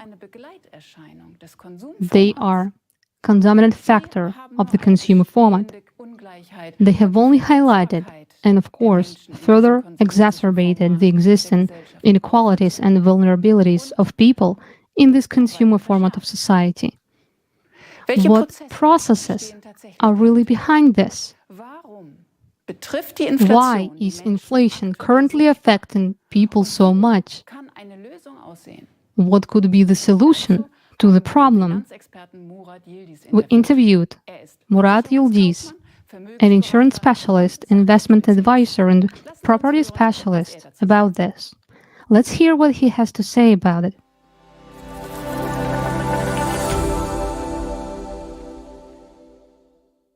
The topic currently discussed the most, as well as during the last few years, is inflation. That means it has always existed. But now, during the last 2 to 3 years, inflation has been so high that unfortunately, everyone feels its impact, and every day, while shopping, we can see the value of money depreciate. In this respect, unfortunately, things look gloomy. And no matter how bad it sounds, this is just the beginning. So, I believe that in the nearest year or two, the situation will only worsen. Regarding the economy doing well, I'll leave that aside. I wouldn't put it that way. That's the way they're presenting it. But when you look at small and medium-sized companies, before the crisis, there was a change in the legislation that no longer requires companies to file for bankruptcy, which means that many companies that should have been closed down due to their financial reasons still exist. And it looks as if the economy is doing well. But at the same time, many employees have been made redundant, and now a large number are working less hours. In my opinion, all of these are just embellished messages. And everyone can see the proof of it by simply counting what they can buy for the same amount of money now compared to what they could have bought before. It means that from the economic point of view, people are not doing well, and it's being felt. You can say and show whatever you want, but in reality, it's the opposite. So clearly, everything is not the way we're being told. For instance, they say that the crisis in Ukraine and supply issues or something else caused an increase in prices.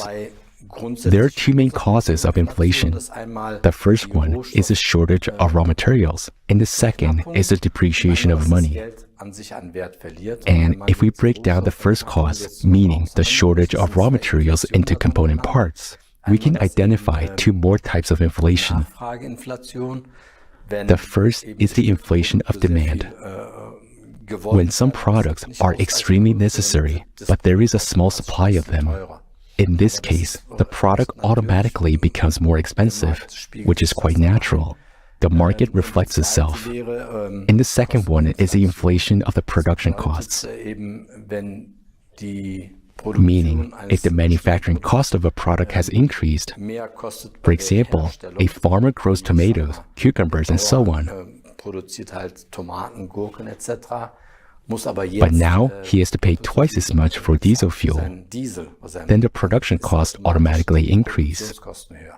But these two kinds of inflation are actually insignificant because nowadays they account for a very small part of what we see and experience. Today, the main reason for inflation is monetary inflation. When the market is flooded with large amounts of money, or there's more of it being printed, which is exactly what the Central European Bank has been doing for the last 7 to 10 years, then the value of money depreciates. Unfortunately, it won't work with the current system. The most you can do is to make selective improvements in areas where you are an expert, or create some opportunities to make things less dramatic. But for real changes to occur for people, basically, the whole system has to be changed. There must be transparency. Every person must be involved. And all systems can be formed differently. We already have the solutions, but not everyone knows about them yet. So we must implement them in practice. I've learned about the Creative Society just recently. And I think this idea is not only brilliant, but it's easy to implement. The first thing is to simply inform people that this opportunity exists and that everyone is involved in it. In the current system, we can only treat the symptoms, but that wouldn't cure the system as a whole. So we will have to change it from the ground up.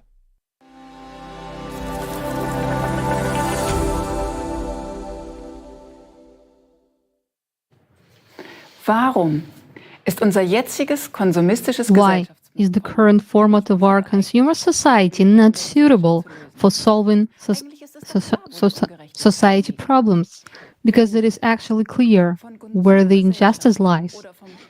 When we speak about the consumer society or the consumeristic format, We do not mean that people should not buy goods, services, or comfort. Rather, we use this term to describe the destructive orientation of our society.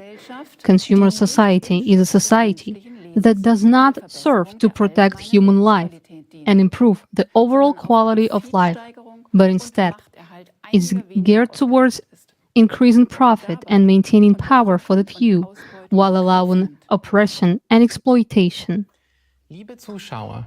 Dear viewers, we can clearly see that we no longer have a social market economy.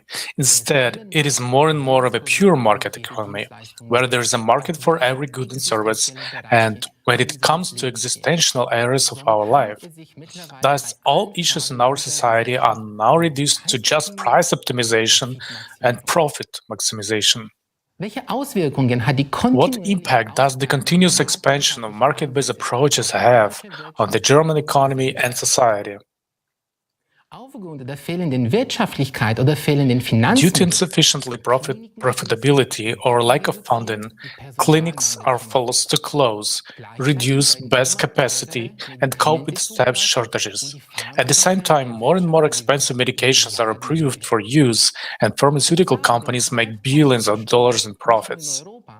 We are paying for the second most expensive electricity, not only in Europe but worldwide, while our electricity supply is becoming increasingly unreliable, and we already have to prepare for massive blackouts. In 1/5 of Germany's territory, not every user has mobile coverage because it is unprofitable for mobile network providers to expand their networks across the country. In addition, we export 700,000 tons of waste each year to other countries because it is cheaper to recycle it there. However, in most cases, they end up in landfills or even in the sea.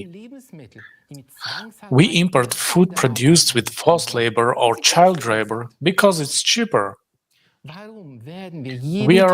Why are we faced with this absurdity every day? The answer is always the same everywhere. We do not have enough money to solve the problems we have to solve.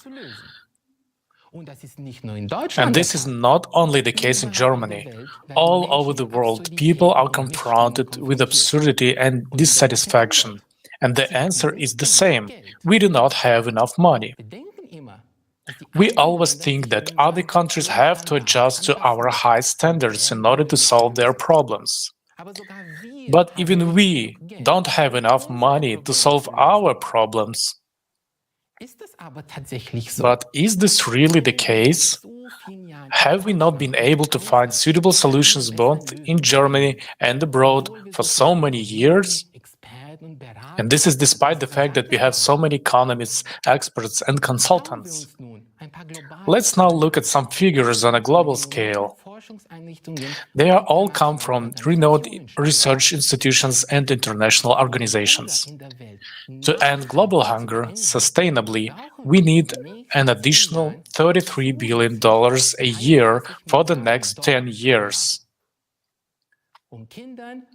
To provide social protection for children, mothers, retirees, and people with disabilities across the developing world, we need an additional $480 billion a year.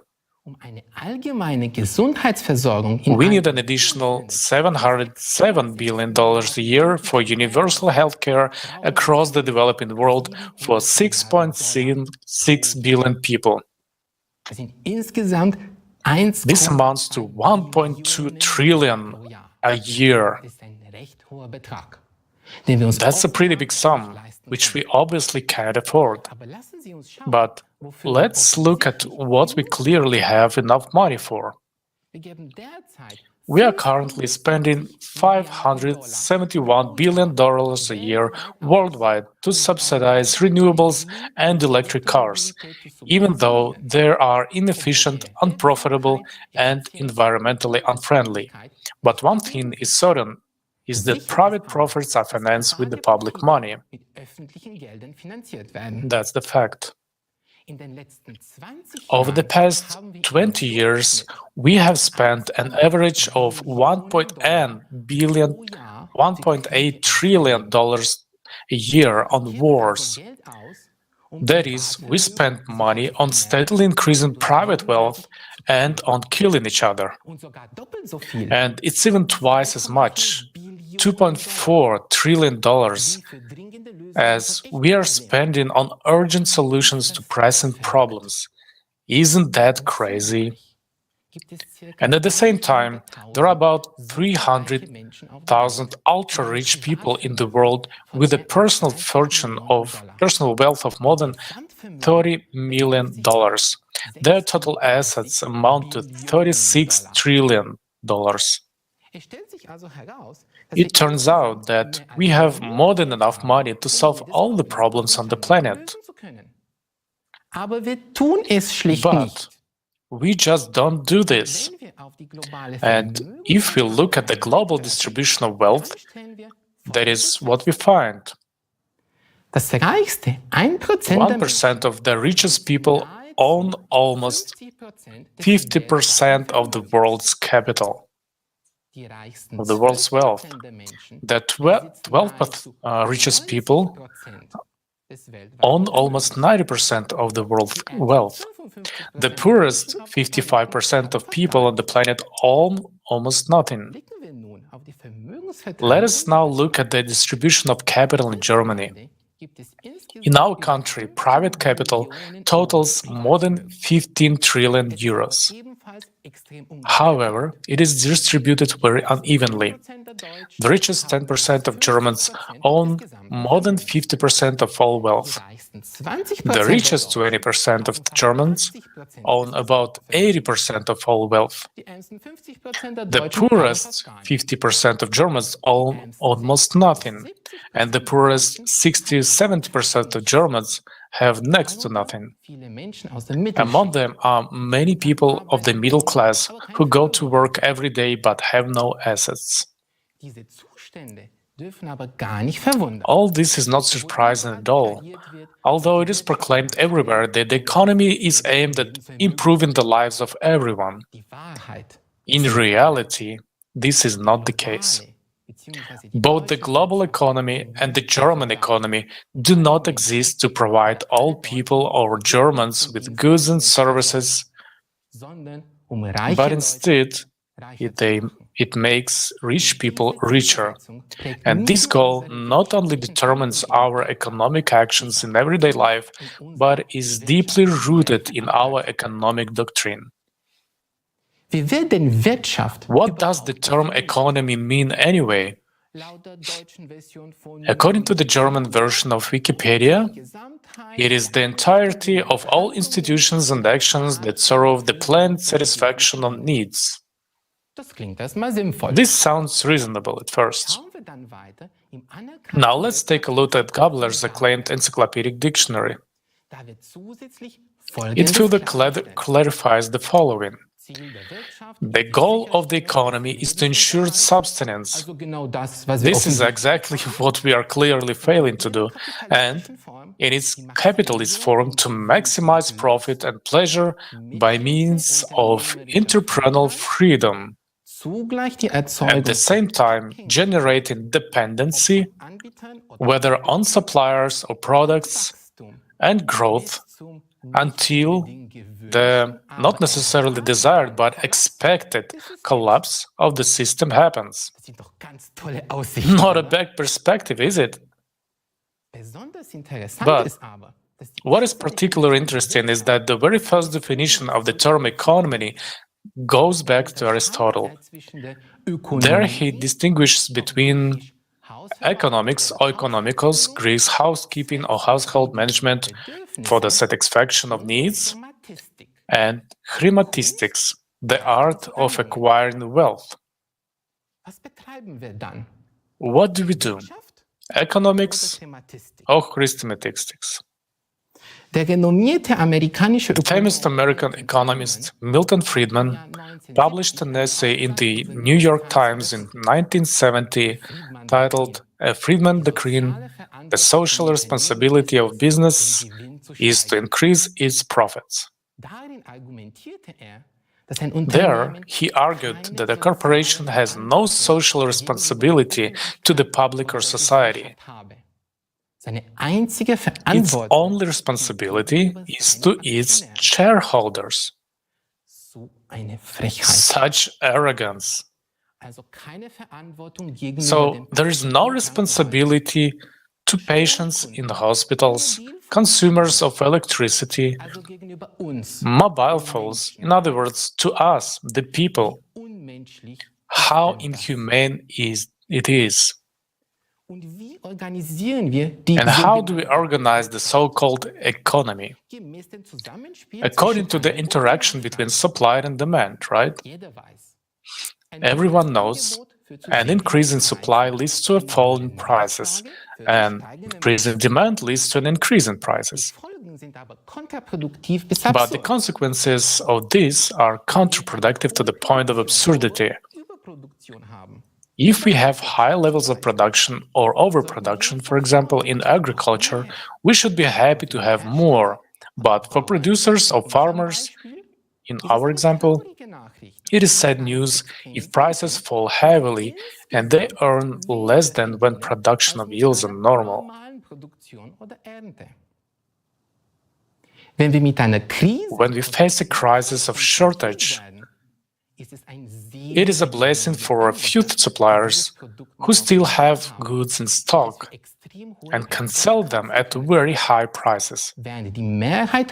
While most starve or suffer, a few make a profit. This is exactly what happened in 2020 with medical masks.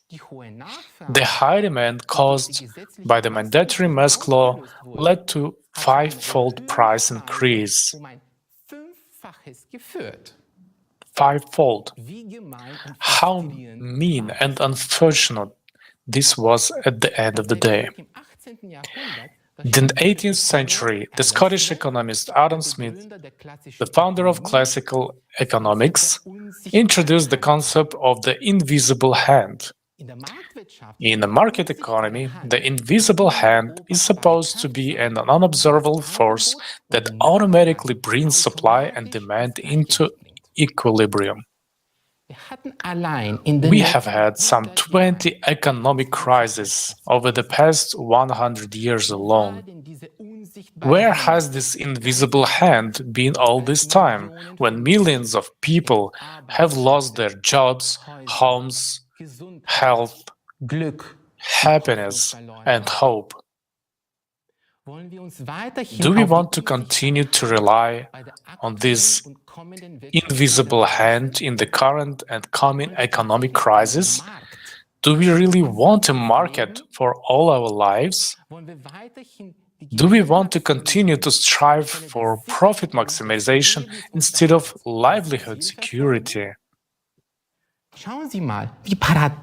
Look at how paradoxical the economy is structured. Planning takes place at every level, in a family, in a small or medium-sized enterprise, in a corporation, in a government budget, and at the highest level in the national economy. An invisible hand must regulate market developments. How does this fit with our German common sense, with our desire for security and well-being, when everything should be under control? Let's look at German and international corporations. They employ hundreds of thousands, sometimes even millions of people. These corporations are richer and more powerful than many national economies. They are profit-oriented and extremely professional. They plan everything and stick to their plans. This is also consistent with economic doctrine. But at the same time, economic doctrine says that we should not plan for our common good, but leave it to chance. And what happens in times of crisis? Sometimes markets and whole economies collapse. Sometimes the state intervenes and rescue banks or corporations because they are systemically significant.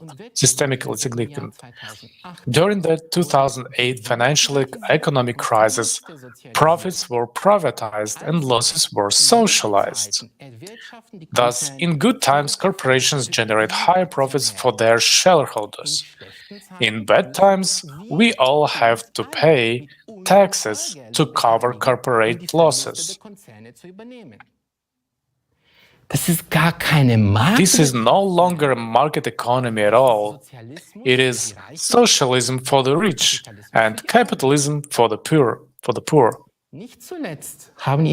And last but not least, in the 2 years of the pandemic crisis, the 10 richest people in the world doubled their wealth to a combined of $1.5 trillion, while millions of people lost their only source of income.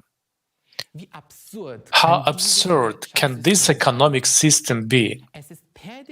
It is by definition programmed to fall, to a collapse. It is particularly prone to crisis. It always favors the rich, and there's always a clear loser. This is we, the people. Vielen Dank, Christian, für deine Ausführungen. Ehrlich gesagt, Thank you, Christian, for your explanations. Honestly, it's quite sobering to hear that our economic system doesn't really provide for social justice because everything is aimed at increasing profits rather than meeting our real needs. Du hast recht, Silvian. Yes, you're right, Sylvian. Even though we hear about economic growth every day, the population is getting poorer. At the same time, the definition of the concept of the economy says that it should provide people with a livelihood. But today, things are different. Social injustices in crisis are taken into account and even systematically planned. But does that mean that we should continue to do so? Ultimately, economics is an agreement between people, not a universal law. Exactly. It also means that we have the opportunity to create new conditions, to build an economic system that will not provoke crisis. Now we can see that we are already heading towards the next big economic crisis, even if we can't judge it by the numbers yet. One thing is for sure, it can't continue like this. Changes will inevitably occur. Either there will be a collapse, or we will move to an economic model which can only be implemented in a creative format of society. Christian, at the moment, the economic experts of the Creative Society Project have developed a new holistic model for our economy that will function differently and have a completely different vector. Could you tell our viewers more about this? Dear viewers, dear people, we urgently need a completely new economic model that guarantees sustainable benefits for all of us and will maximize our prosperity.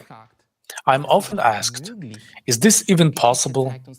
History shows us no positive examples. Yes, it is possible. And to do that, we have to fulfill only one basic requirement: unite in a creative society, in which human life is of the highest value, where all political, economic, and social activities are indeed directed towards the improvement of our lives. Freedom, health, safety, security, environment, and so on.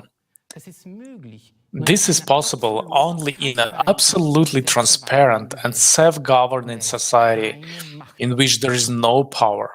In a society where responsible and constructive management, in a society with no rulers, but with rules. As such conditions have been missing in society for centuries, all previous economic systems added maximizing power and or profit are therefore failed. Moreover, we have currently reached a certain technological level that opens up completely different possibilities. The information you are about to hear is very important. It is life-changing. So please pay attention as we explore how our economic model will function. The ultimate goal of the economy in the created society is to provide everyone with equal, best possible standard of living. We are talking about the highest quality of healthcare, education, housing, food, clothing. Everyone will have the best or everything according to the strictest quality standards. Imagine a stable economy with no crisis, no fear for tomorrow, and the entire population of the planet with a high and stable income, meaning everyone has great purchasing power as well as time to enjoy the products and services that the companies offer. To achieve this goal, the economic system needs a comprehensive transformation, which will happen in two stages. First, we need to transition from our current economic system to the economy of the creative society. This transitional period will last for about 5 years. A very important change will be the introduction of a single monetary unit created by a single World Bank that belongs to and is controlled by the society. An important condition that will be fulfilled immediately when we transition to the new system is the cancellation of all debts for countries, companies, and individuals. From that point on, it will be forbidden to lend money at interest. If you need money, you take it and pay back the same amount.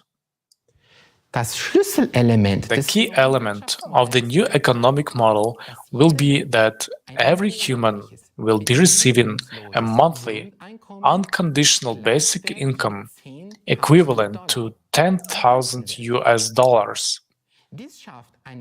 This will create a high purchasing power for each member of society and ensure a stable demand for goods and services, which in turn will create conditions for the sustainable growth and development of businesses. With the help of an AI, the economy will be planned by and for the benefit of society as a whole.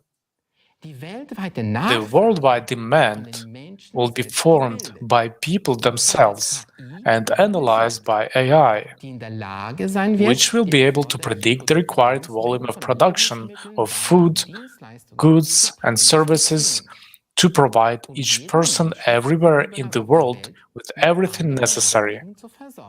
This will ensure the most optimal allocation of resources and production volumes at the worldwide level. The demand for all goods and services will always be available online and accessible to everyone. For example, you want to start a business and inquire about opportunities in the field of your choice. The AI gives you a prediction about the current and projected requirements for this industry, and you decide what to produce or offer, and it will have a guaranteed demand. All new technologies will belong to society and will be fully available to any company. This will make it possible not only to automate the processes of production and economic activity of companies with the help of AI, but also to create conditions for improving the quality of products and services. Another important change: prices will be fixed from the beginning of the transition period. With the help of AI, specialists will calculate optimal prices for all goods and services, taking into account logistics and production costs. It will not be possible to increase the prices, only to decrease them, all while maintaining or improving the quality. Prices for the same goods and services will be the same everywhere in the world. Automation and new technologies will make it possible to work 4 hours a day, 4 days a week, all while having a high level of earnings. No matter how much a person works, he or she will continue to be paid the unconditional basic income every month. There will be an incentive for everyone to work in order to live an even better life. And no matter where in the world you choose to live and work, professionals with the same qualifications will be paid the same high wage for the same job all over the world. This will eliminate labor migration and the difficulties associated with it. Let's do a quick recap. A single World Bank, owned and controlled by society, a single unified monetary unit, no interest on loans, and fixed prices completely remove the risk of inflation and crisis in the economy. We no longer need to seek for the balance between supply and demand for money, between the amount of money in circulation and goods and services on the market. If today the competition is built on money, on price reduction, in the transitional period, companies will compete on quality. A predictable demand, fixed prices, a single monetary unit, no interest on loans, full access to new technologies give businesses enough room to improve quality and make good profits. All these factors will create conditions for healthy competition and will stimulate the production of higher quality products. This, in turn, will ensure a high standard of living for everyone.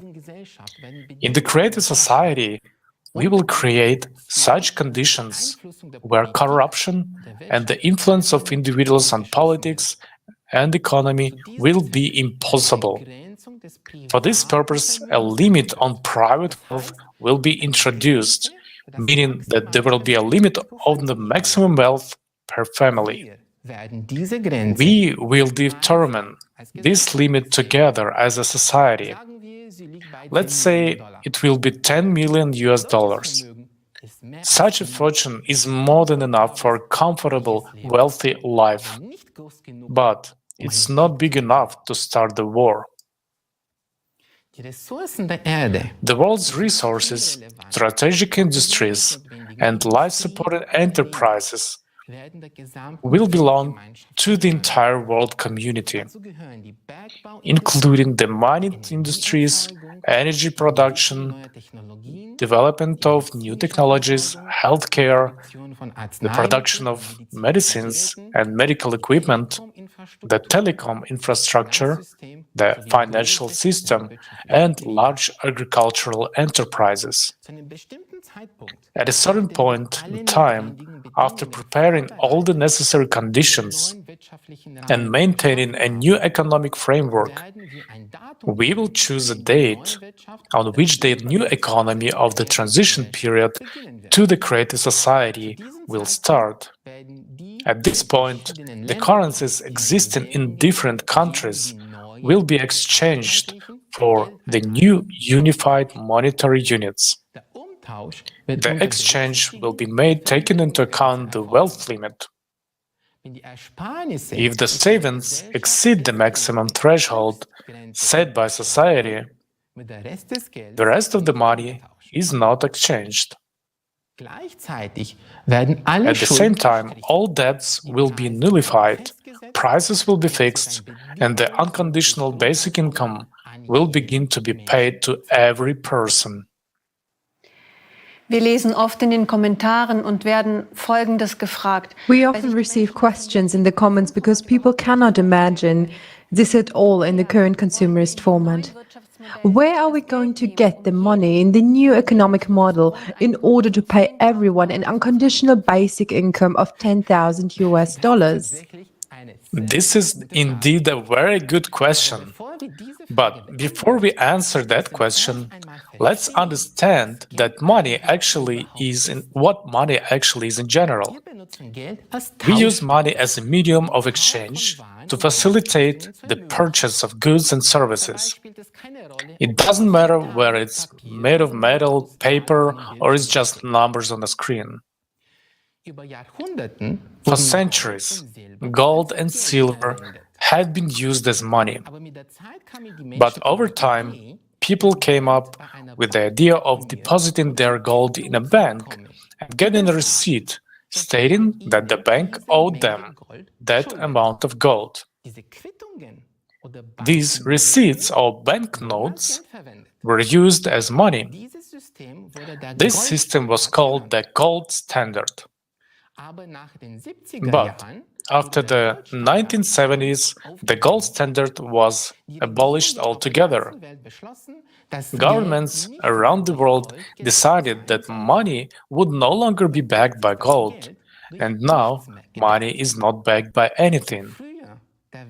Where once the value of money was determined by gold, now it is only backed by our trust. Money is simply an agreement.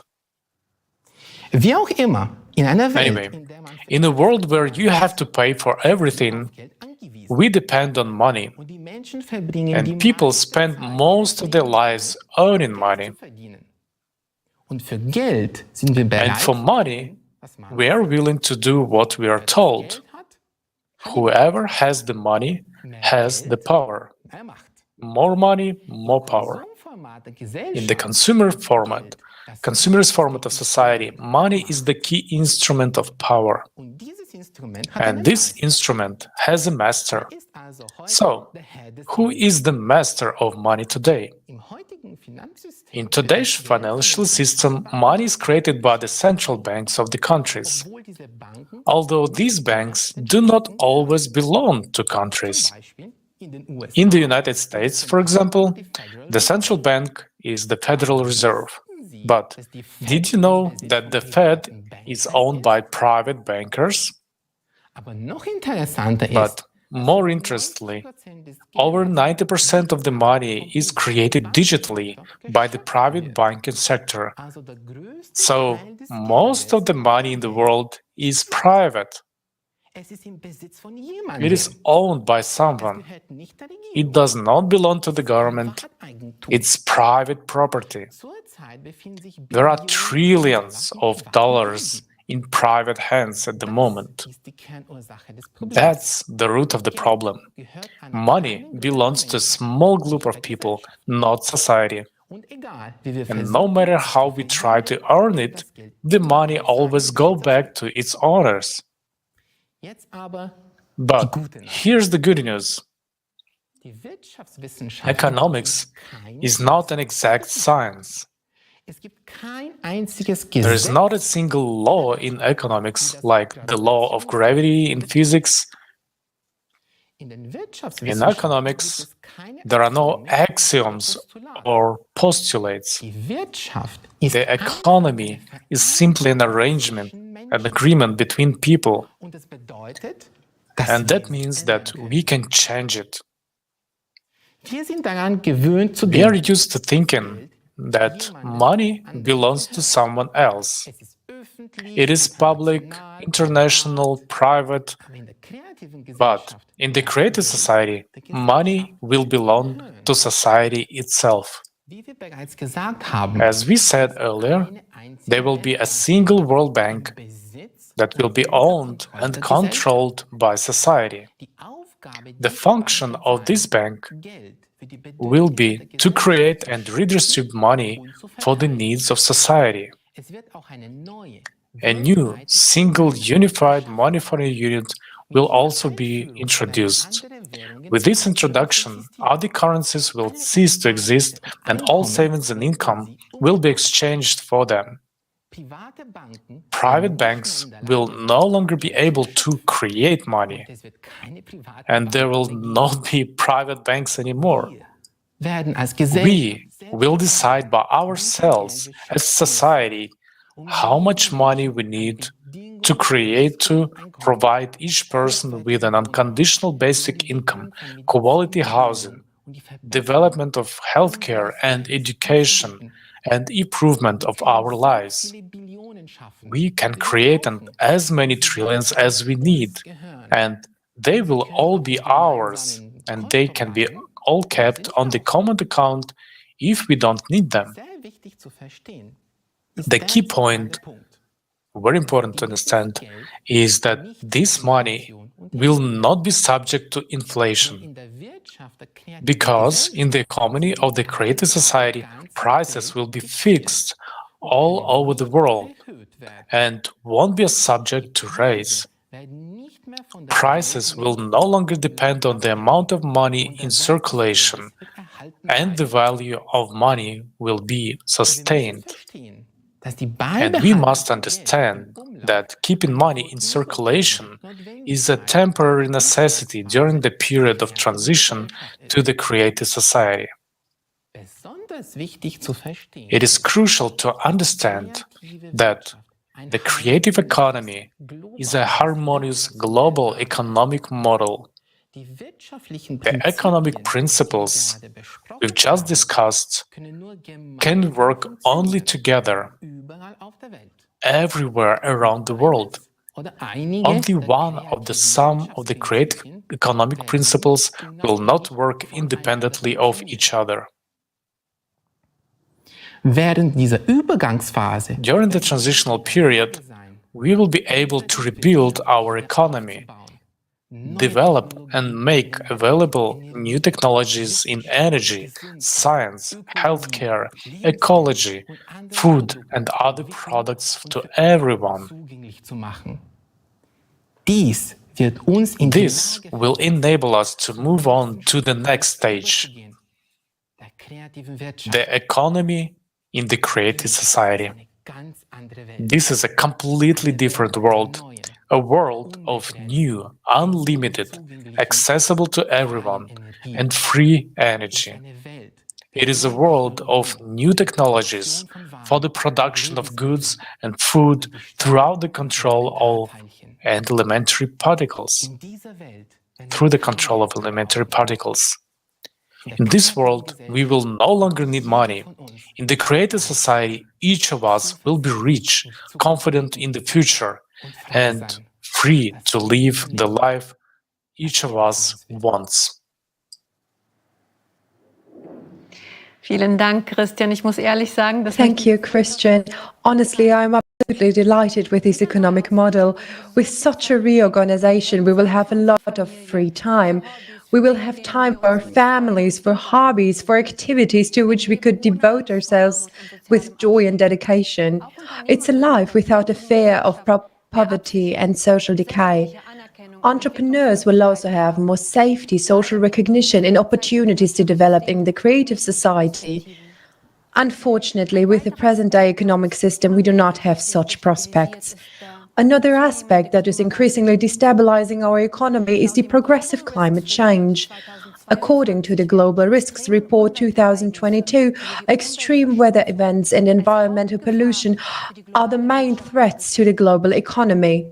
But climate change is not just a financial threat to our economy, it's also an existential threat to humanity as a whole.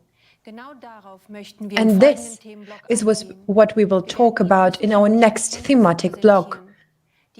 We will present to you the scientific data that will change the way you think about growing climate threat.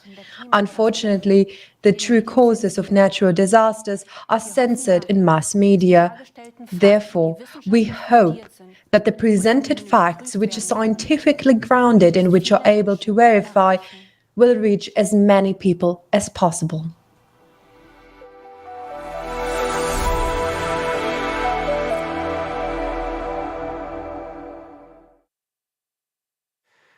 Liebe Zuschauer, Dear viewers, nowadays, not a day goes by without reports of climate-related disasters in which people suffer and lose their lives.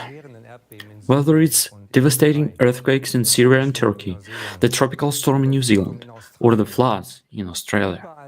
Everywhere in the world, anomalous events with catastrophic effects on people and nature are on the rise. At ever shorter intervals, the climate is setting new records of the century. We in Germany observe these events from a distance and think that it affects us rather less, since we are not exposed to volcanic eruptions, tsunamis, or severe earthquakes.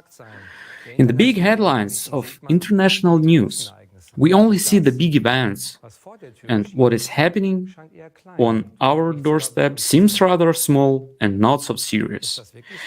Is that really so? Does the climate spare us? The volunteers of the Creative Society project have been carrying out climate monitoring worldwide for many years. Using publicly available sources of information, countries' weather services, media, digital monitoring platforms, and, above all, communication with the eyewitnesses of natural disasters. The information collected is reviewed and analyzed. This allows us to have a holistic picture of what is happening on our planet.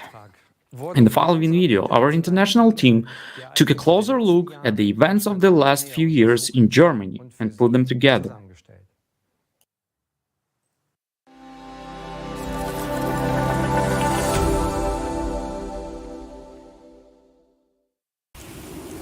Climate change is a reality, and its consequences are being felt all over the world. Whether it is drought, flood, or hurricane, every year we hear about new cataclysms of the century, one record succeeding another. But what is the situation in Germany? Our country is located in a temperate climate zone, and this means that extreme weather events should be the exception rather than the rule. However, the last 3 years have shown a different picture in Germany. The number of severe natural disasters is also increasing, leading to enormous economic losses as well as loss of people's lives. As for meteorology, the year 2022 broke many records around the world. The average annual number of storms in Europe has increased by nearly a factor of 17, starting from the year 2000 up to the present day. The storms did not spare Germany either. This was the first time such a cascade of devastating storms was observed in the country. In February 2022, there were 4 storms in a row with wind speeds reaching 162 kilometers an hour. This led to numerous accidents and significant damage to a large number of power lines and buildings. Sadly, 6 people died. The economic damage was enormous. In just 4 days, Hurricanes Yelena, Zeynep, and Antonia caused insured losses of 1.6 billion euros. This amounts to about half the total annual average of storm losses in Germany.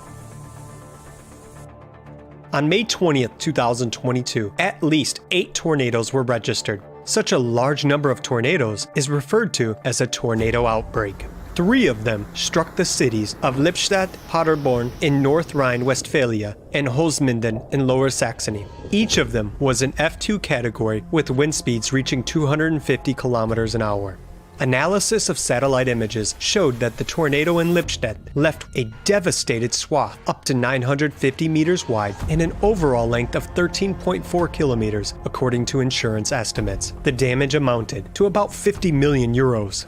In Paderborn, 43 people were hurt. 13 of them were seriously injured. The tornado left a trail of destruction up to 400 meters wide and 23.5 kilometers long. The storm damaged more than 100 buildings and toppled about 1,000 trees. The city of Paderborn estimates the damage of almost 150 million euros. The typical season for tornadoes in Germany is summer, but on November 17, 2022, an unusually strong tornado struck the northern part of the federal state of Saarland. 2022 was the tornado season with the highest damage in recorded history.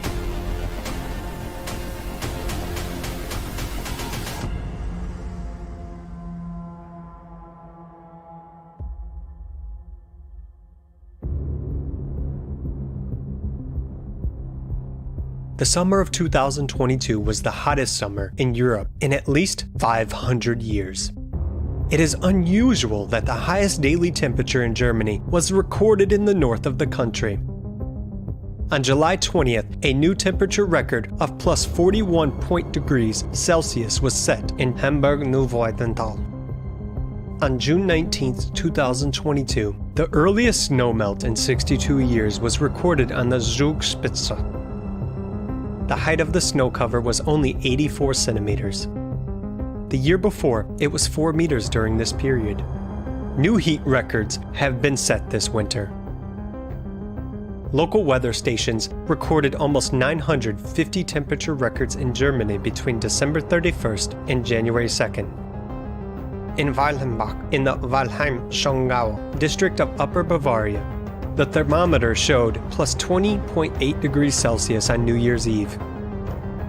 Despite the pleasant weather, this is a frightening trend. In general, abnormal heat waves are becoming more intense, longer, and occur more often and earlier than usual. As we can see from the statistics, in 2022 these trends intensified many times. Extreme heat has also affected people's health. Its negative impact on the cardiovascular system poses a direct threat to life. The heat and lack of rain led to the worst drought in Europe in 500 years. At least 64% of the EU territory was affected. This had a strong impact on the water supply and the agricultural sector. In Germany, the drought mainly affected the amount of grain harvest, which was well below the multi-year average. The Agricultural Association expects even more difficult climatic conditions in the future. Forests also suffer greatly from the pronounced drought and heat. Due to a significant lack of water, which couldn't be compensated even by short and heavy rains, forest owners have suffered a loss of 12.5 billion euros since 2019. And since 2018, about 400,000 hectares of forest have died due to rising temperatures and drought. This area can be compared to more than 500,000 soccer fields, or 1.5 times the area of the federal state of Saarland. The condition of water bodies in Germany has also deteriorated sharply as a result of the drought. Large rivers and reservoirs are becoming catastrophically shallow. The water level of the Rhine, one of Germany's most important trade arteries, has dropped to a record low. Shallowing of the Rhine caused a chain of problems. Shipping was practically halted.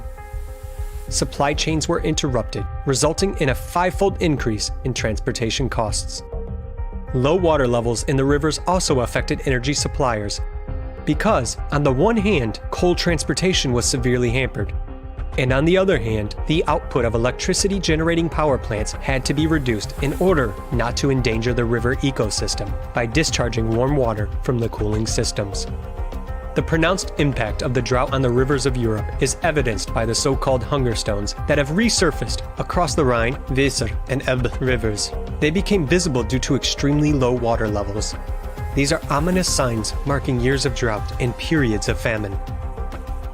In Germany, which is usually so abundant with water, reports of water shortages are no longer a rarity, as evidenced in particular by the dire water shortage situation in eastern Germany. 2022 was a record year of wildfires in Europe. Severe wildfires broke out in various European countries including Portugal, France, Italy, Germany, the Czech Republic, and Spain. As of October 15, 2022, their area was 772.5 thousand hectares. This is 3 times the size of Luxembourg. The European Forest Fire Information System, Copernicus, recorded 32 large forest fires in the past year. A total of 4,300 hectares were affected, an area larger than 6,000 soccer fields. Studies show that there has never been such a large number of wildfires in the last 100 years as in 2022. According to the calculations of the working team of the Federation of German Forest Owner Associations, AGDW, the damage in 2022 also reached a record level of approximately 30 to 40 million euros. The total damage to health, nature, and the economy far exceeds 600 million euros. Periods of extreme heat contribute to abnormal precipitation and hail. Long-awaited cooling often leads to the other extreme. In 2022, a new annual record of 8,000 cases of large hail, over 2 centimeters in diameter, and 1,300 reports of very large hail, over 5 centimeters in diameter, was set, surpassing the previous record in 2021. In Europe, 215 people were injured and 1 child killed in a hailstorm.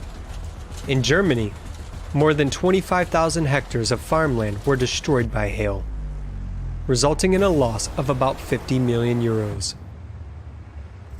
Overall, German insurance companies reported losses of 4.3 billion euros due to storms, hail, and heavy rains in 2022. While 2022 was marked by drought, 2021 was characterized by extreme precipitation and catastrophic flooding. On July 14th and 15th, 2021, heavy rains in Germany caused floods devastating entire regions. According to the German Weather Service, up to 150 millimeters of rain fell in 2 days in Rhineland-Palatinate in North Rhine-Westphalia. The water level in the Ahr River has reached a historical record of more than 5 meters. Of course, we were always watching the level of the river and seeing how sharply it was rising, the water. But we never imagined that it could reach here. The message said, R rises 50 centimeters every 5 minutes. I think it was 10 minutes and the water was already there, and we were trapped back and front. This is one of the worst natural disasters in Germany, claiming more than 180 lives. 766 people were injured. The damage is relative, both material and health damage. Because I had to free myself from a stuck car at night. This flood was completely unimaginable for all of us. It was a tsunami-like flood. Here, cars were floating in the streets, and there, 3 bodies were also floating in the streets. It was at 4 or 5 in the afternoon. That means that from that moment, there was probably not much that could have been done in Oberrah. It was 600 meters away from me, and it could have been prevented. No need to talk about advance warning. It just wasn't done enough. I kept looking outside. I was up all night, would watch the water rise, and I always thought, God, there's got to be a boat coming through. At night we tried to call the police and firemen. They just said, we can't help. As of 2021, the German Insurers Association estimated insured damage from natural disasters in Germany at 12.6 billion euros.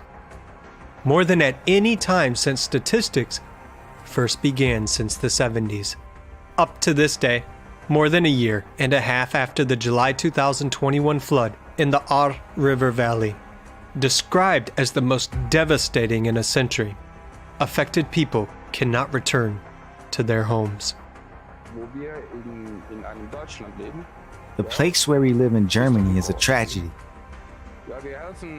We help everywhere. We help everyone.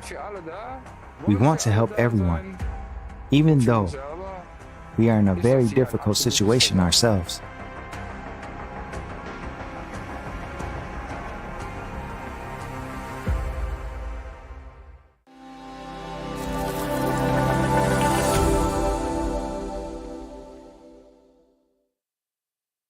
This video has clearly shown to us that climate change, with its intensifying natural disasters, is affecting our country already today, causing great destruction and financial losses. This material damage, however, is not comparable to the loss of human lives. The flood in the Aar River Valley deeply shook our country. We are not used to seeing such footage in Germany. We usually only know such pictures from other countries. We would like to thank those few people who dared to share their experience with us. Many do not believe that people are afraid to speak openly about their grievances. We have learned that to this day, not all people have been financially supported, and many are still suffering from the consequences of the flood. This is happening in our country. Despite the fact that billions of euros of aid were promised, only a little part of this money has been actually paid. Although survivors report very praisingly and positively about the support and help they received from ordinary people, neighbors and volunteers, but this help was far from being enough to cope with the consequences of the catastrophe. These events show us that a high-tech country such as Germany is obviously unprepared, even for regional disasters, to quickly protect human lives and provide the necessary help in time. In the Aar Valley, the system of communication between public authorities broke down completely. Therefore, important coordination tasks could not be ensured. Instead of drawing the right conclusions and uncompromisingly coping with mistakes, spendings of the Federal Agency for Technical Relief were cut in 2023 federal budget. The course of the Federal Warning Day in Berlin at the end of 2022 also shows us that the necessary consequences were not drawn from the experience of the disaster in the Aar Valley. Only 20 out of the planned 400 warning sirens were installed. So how are we prepared for the new disasters, which will definitely increase and aggravate? Can we be sure that we will be warned beforehand? Can we expect to have a coordinated assistance in time? Another question which we have been dealing with for a long time, whether we can do anything to counteract climate change. After all, there is a broad scientific, political and social consensus that the main responsibility for climate change lies with human activity. We would like to delve in this subject in more and make arguments which refute this consensus. Unfortunately, we cannot talk openly about this at this conference today. Later on, you will find out why. We have been observed that despite all our efforts to combat climate change, the number and severity of natural disasters around the globe are increasing. This is what we would like to talk about with the participant of the Creative Society project, Dr. John An. Hello, John. Greetings. John is joining us live from the USA. He has a PhD in chemical engineering from the Technical University of Munich and a Master of Science from the University of California, Berkeley, as well as the MBA from the Business School in Seed. But John is also a member of the International Scientific Community, which was created at the platform of the Creative Society.com platform. The members of these scientific communities are just like us, volunteers of the Creative Society project from more than 180 countries of the world. John, could you please tell our viewers more about the particular mission of this scientific community? So first, thank you very much for the invitation. It's really an honor to be here. So the focus of our community is to study the true causes of climate change. We connect not only scientists, but also experts and independent researchers to provide the public with truthful information about the processes that are taking place on our planet. What makes this community so special is really the approach. Currently, scientists investigate only from one angle. For example, volcanologists rarely talk to glaciologists. Climatologists generally don't collaborate with geologists. While they're experts in their own field, scientists typically don't have understanding in adjacent disciplines. In fact, it's not even their task to see what the overall picture looks like. But in our research, we take interdisciplinary approach. And thanks to this, we can see the whole picture of what is going on with our planet. John, wie eingangs erwähnt, beobachten wir, dass Naturkatastrophen auf der Erde... John, as we already said, we observe that the number of natural disasters on Earth continue to increase. What processes are responsible for this development of events? I'd like to start by highlighting some of the anomalies observed in our planet, which I'm sure you have heard of. The first is the melting of glaciers in Antarctica. Now, many people believe that Antarctic glaciers are melting uniformly throughout the continent. That is not correct. The glacier mass in West Antarctica, represented by the teal color on the graph, has been melting quite fast since 1995. But on the other hand, the yellow color on the graph, representing the mass in East Antarctica, hasn't changed much over the last 30 years. How is this possible? Geologists are well aware that West Antarctica is a relatively young continent with a thin crust, as shown on the left by yellow and red colors, while the eastern part is a thick, massive plate, shown in blue and purple. Furthermore, volcanologists know that the Antarctica is an active volcanic region with about 140 volcanoes under its ice, most of which, as you can see on the right, is located in the western part of Antarctica. Why this matters? Because according to multiple studies, magma is rising. When magma rises, it activates volcanoes, which are located underneath the melting glaciers in the west. Moreover, this heat flow from beneath would impact the most where the crust is the thinnest. This is Western Antarctica. In other words, the glaciers are melting from bottom up. One piece of evidence indicating the rise of magma or heat flow from beneath is the temperature change of the Weddell Sea, which is located off the coast of West Antarctica. The water at the bottom of the sea warmed up nearly 5 times faster than at the top. This happens because most of the heat is coming from the bottom, not from the sun. Another evidence indicating the rise of magma is an increase in seismic activities. The number of earthquakes is shown on the graph on the left, and the magnitude, or the total energy release, shown on the right, have been increasing since 1995. The increase in seismic activity also correlates well with an increase in global temperature. Let's have a closer look at the location of earthquakes before and after 1995. As you can see on the screen, earthquakes are now emerging in regions where they have never been before. Moreover, earthquakes have started to occur in waves and synchronize around the world. We had an example of this in Turkey and Syria last month. First, earthquake of magnitude 7.8 and 7.5 occurred on February 6th, followed by a series of earthquake cascades around the world. And just 2 weeks later, earthquakes of magnitude 6.4 and 5.8 occurred again in the same region. This scenario is developing according to our mathematical model, which was described in the forum Global Crisis, Our Survival as in Unity last November. And unfortunately, we will be witnessing many more earthquakes in the coming years. One final note is that the international seismic agencies have been downgrading the magnitudes.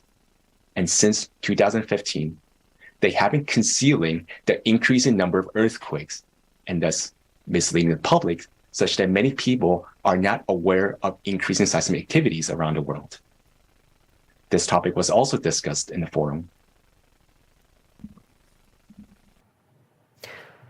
The earthquakes in Turkey and Syria have shocked the whole world. Volunteers of the Creative Society are currently preparing a report with numerous eyewitnesses where we will show what people are going through and how much all this affects all of us. This report will be presented at the upcoming forum Global Crisis, There is a Way Out, which will take place on April 22nd, 2023. In addition to the growing climate challenges, the forum will discuss such topics as the collapse of the world economy, the threat of the development of artificial intelligence, and the aggravating climate crisis. This forum is a very important event for all of us. People from all over the world will find out together what solutions are available to us as united humanity to face the challenges of the future. Let's return to the question why such events will become more frequent. John, you've pointed out that earthquakes are becoming more frequent and stronger because of the rise in magma. But what is the cause of this? Let's go back to 1995, when a series of changes began to occur inside our planet. As shown on the slide, one example is that since 1995, the magnetic North Pole started to drift quicker, about 4 times faster than the norm. Also, the magnetic field has weakened by 15% from the norm by 2015 and declined even further since then. We're now seeing, as a result, the northern lights becoming more intense and penetrating to more southern latitudes. Furthermore, unusual phenomena in the atmosphere have been observed recently in different parts of the world, including Germany. And since 1995, the rotation axis of the planet sharply shifted, as indicated on the left, and moreover, the rotational speed of the Earth, which typically goes through cycles of acceleration and deceleration, began to accelerate much faster in recent cycles, as shown by the right by the steeper yellow lines. Now, what could cause the changes in the magnetic field, axis of rotation, and the speed of rotation? It is a core of our planet, something that synchronizes and stabilizes all processes on Earth, something that has been stable for a long time. But the core abruptly shifted to the north, towards Siberia, around 1998, and it is now destabilized. Why is it significant? Do you recall the emphasis on the rise of magma? The destabilization or imbalance of the core accelerates the rotation. You can imagine a wobbly sphere, increases the centrifugal force, and causes magma to move further away from the center towards the surface. And when magma rises, it exerts more pressure on the Earth crust, which triggers seismic activities and opens up new fracture zones. This allows water from the surface to escape into the Earth's interior, drying up lakes and rivers, even though precipitation and floods are increasing. In addition, the rise of magma causes increase in volcanic activity, heating of the glaciers and oceans from bottom up. Okay, so the processes we are observing are all related to the changes in the Earth's core, which have been registered since 1995. What actually triggered those processes? Is this a unique phenomenon? It is related to cyclicity. Every 12,000 years, our planet goes through major climate changes, has more natural disasters like what is observed in recent times. For example, geomagnetic excursions occurred about every 12,000 years. According to geological evidence, the magnetic field has weakened during this period, similar to what is happening today. Moreover, the ice core studies indicate that the volcanic activities increase every 12,000 years. This is shown by the figure on the left.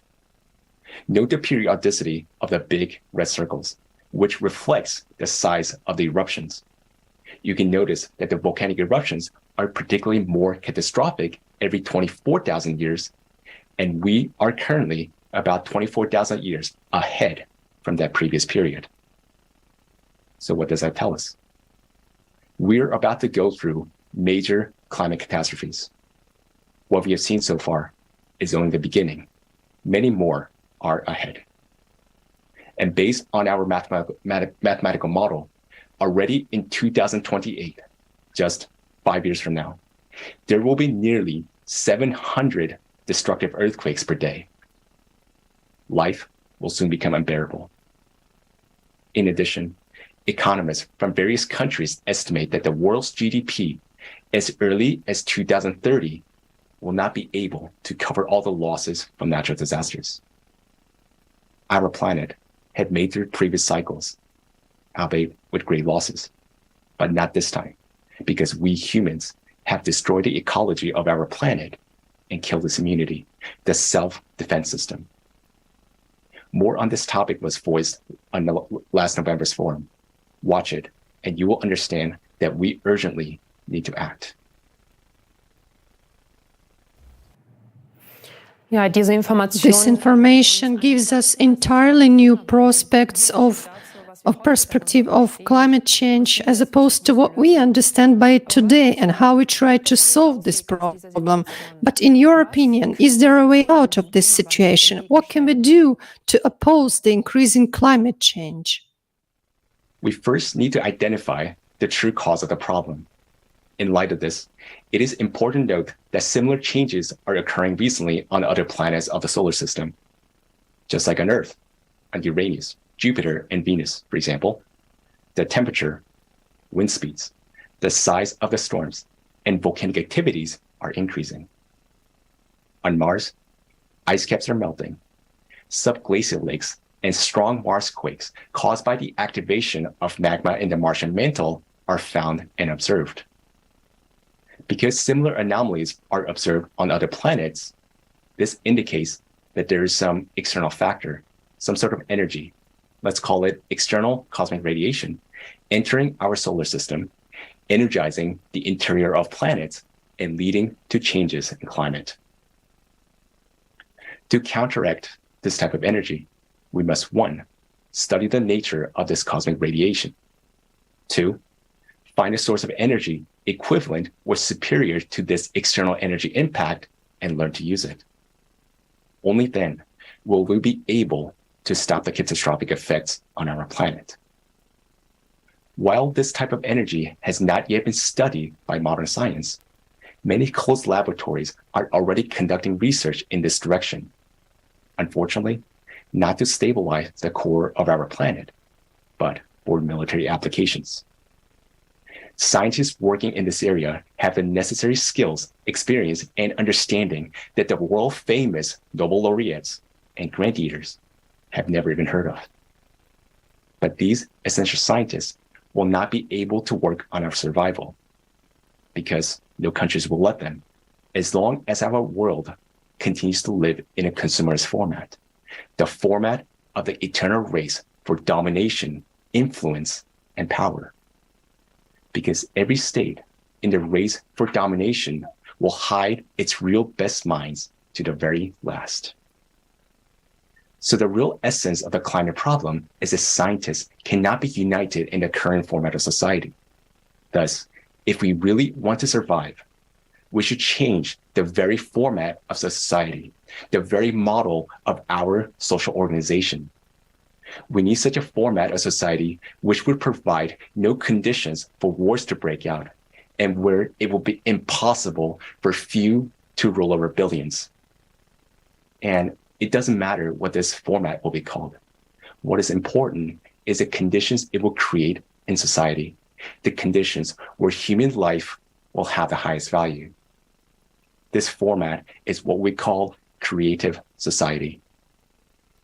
Creative society forms such conditions in the world in which we will finally end the competition for profit and power. And most importantly, we can bring real genius scientists together. Only this will give humankind a chance to find ways to counteract this cosmic radiation, to stop the destabilization of the core, and to prevent the growth of climate catastrophes. In the creative society, humanity gets a chance to survive. And what's more, we get a chance to build a unified civilization as we should be, so that never again will humanity face such threats. Creative society is our real chance for life. Thank you so much, John, for this valuable report. The fact that we have the opportunity today to learn the research results of the international scientific community is crucial for us, because honest and conscientious scientists today are trapped in a profit-oriented format. and they do not dare to inform the world public about the real threats and upcoming events because of fear of losing their position, fear of public slander, or because they are censored. In today's conference, we had to bypass certain topics because a few weeks ago, the global initiative Creative Society has faced a massive removal of channels in different countries. First of all, it is unjustified and without any warnings, videos and channels are deleted which talk about the real causes of climate change. Why?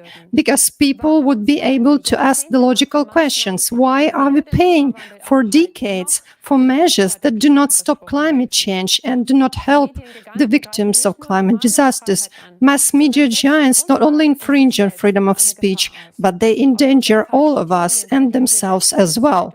Because of false theories, we lose precious time and resources, but it is exactly what we need urgently right now to mobilize our strengths as a united global community in the face of increasing cataclysms. Every day of lost time means the loss of human lives. Today, using the example of Germany, we have seen only a fraction, a small part of what people around the world have to experience. No country, regardless of its economic situation, can protect itself today from the current natural disasters. These events are escalating with increasing progression. It is necessary for us to unite all people in the world so that we can reach the necessary scientific and technological level in time and be able to counteract cosmic radiation with a relevant power counteraction. Political representatives will not be able to unite scientists in the current format of society because of the geopolitical conflicts that divide people. What kind of reaction will this shocking information provoke from the population without concrete solutions, which are impossible in our consumerist format of society? Of course, this will cause only panic.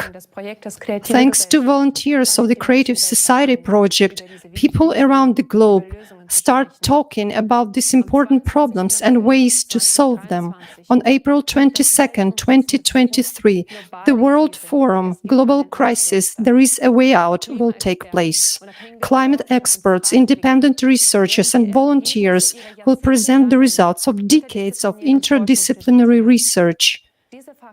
No news portal has still dared to publish these facts until now.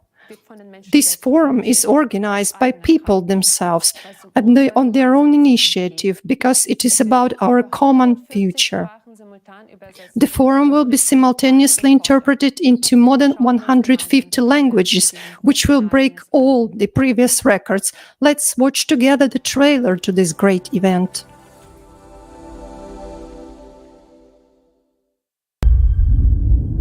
We tell the truth that is hidden from people. We are independent volunteer researchers from 180 countries. We conduct interdisciplinary research that no other institution or organization in the world can handle. The global crisis is a terrifying reality that has engulfed our world and will soon completely destroy it. Unfortunately, most people today are unaware of the impending threat. On November 12, 2022, at the International Online Forum, Global Crisis, Our Survival is in Unity, there was presented a shocking climate forecast based on our mathematical model. Now, we know the exact date of our planet's destruction and the natural disasters that will cause it. This climate report is the result of 26 years of hard work by a huge number of volunteers, scientists, experts, and independent researchers. The climate Cerberus is gaining strength with each passing day. It is obvious that if we don't take any action, all of humanity will perish. On April 22nd, 2023, at the next International Online Forum, Global Crisis, There is a Way Out. You will learn what events will occur on our planet before the year 2036, and why the destruction of the planet is not the worst thing that humankind will have to face. There are only a few years left to change the course of events. We still have a chance. But in order to use it, all people must learn about it. Today, the future depends on everyone's choice, and the choice is simple: to preserve life on Earth or not. To prevent fatal events and find out what you can do to save humanity, join the international online forum Global Crisis. There is a way out on April 22nd, 2023 at 1500 GMT. Join in. Spread the word about this forum on all platforms, in all social media. Everyone should know about this forum. The official website of the Creative Society International Project, creativesociety.com.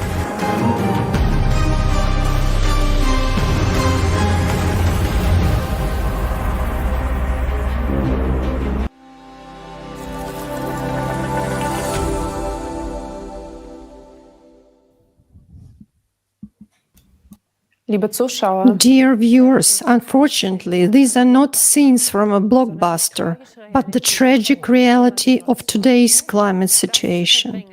Denying this can cost us our lives. It is not scaremongering, it is our appeal to you, because many people are still sleeping while our common home is on fire. Only when we understand the seriousness of our situation, we will see that there is no time for divisions and we must act as one united human community. I hope that we've been able to bring this vital information to you. Now we would like to move on to the next part of our conference, where the solution will be presented. But this will only be possible in the creative society, where the scientific and technological potential will be united, free from geopolitical interests, and it will ensure that we will be able to counteract climate processes. About how we can build the creative society within a very short period of time and thus find the way out of all the crises, we will tell you in our next thematic block.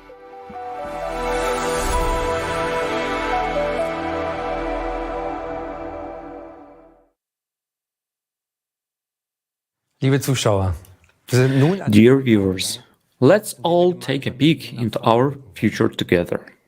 Sie haben heute viel von Problemen. Today, you have heard about many problems and absurdities that affect and even threaten us all. Doch so unterschiedlich die Krisen But as aussehen, different as the crises may seem, they all converge on one point: the impasse of our current consumerist format of society.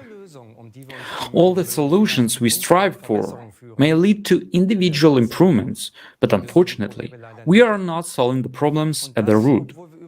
And this despite the fact that we have possibilities and technologies that could already help us today.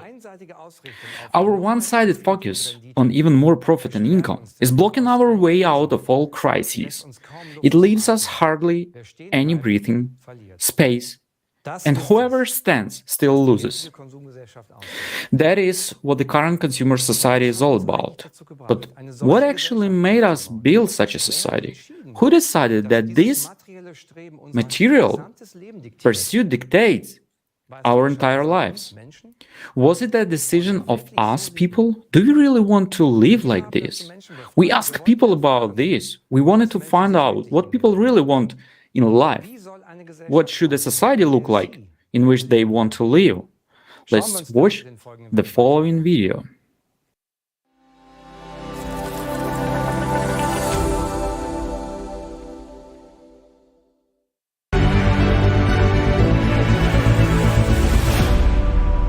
I would like to live in a society where I can say that my grown-up children and my grandchildren have a happy future. I mean, ideally without wars, and preferably without any mutual threats. I would like to have a society where no one has financial hardships, neither in youth nor in old age, where everyone is socially secure, and where everyone can fulfill their potential. That would be ideal, but not at the expense of others, and also not at the expense of nature. It is just a basic guarantee that everyone has enough to eat, has enough means to live, and that nature does not get destroyed. I wish that there were no natural disasters, no wars, no catastrophes at all. In my opinion, all of this can be avoided. Yes, with democratic principles and that human life is respected. That the Constitution and the laws are truly equal for all, as enshrined in the Basic Law. Yes, I would like to live in a world where there is some sort of universal income and everyone gets the same amount of money to have the same opportunities. So that everyone contributes according to their abilities, talents, and interests, so that it will become the most important thing again. Yes, financial equality, especially in old age. Many have worked long years and receive very small pensions. As of today, their pension is too low to live well in old age. Any education should be free. Knowledge should not cost money in order to be able to further educate oneself. So that children grow up in the society where they can think freely, speak freely, where they can simply trust their perceptions. The greed to make even more money, when in fact who already have enough will no longer have a place. To be able to live in a relaxed and open dialogue with people.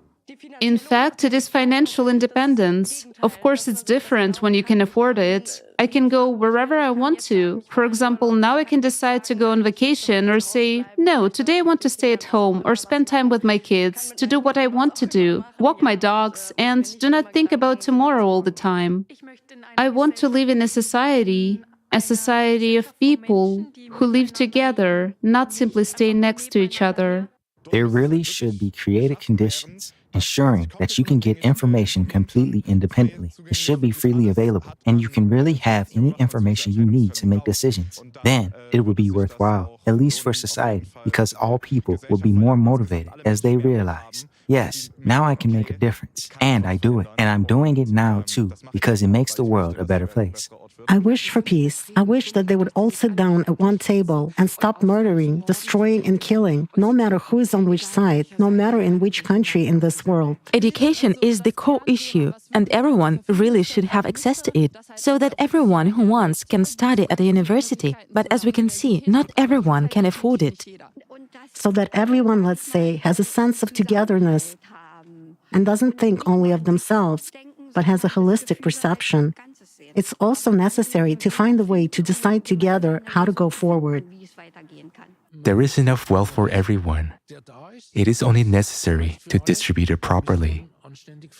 I would say, in any case, a place where you are accepted, where you are loved, where you don't have to be afraid to express your opinion, where everyone is allowed to have their opinion and it is accepted, and no one has to be afraid that they will be judged by their neighbor. If you want to find solutions different from what is presented to you in society, they always have to come from below.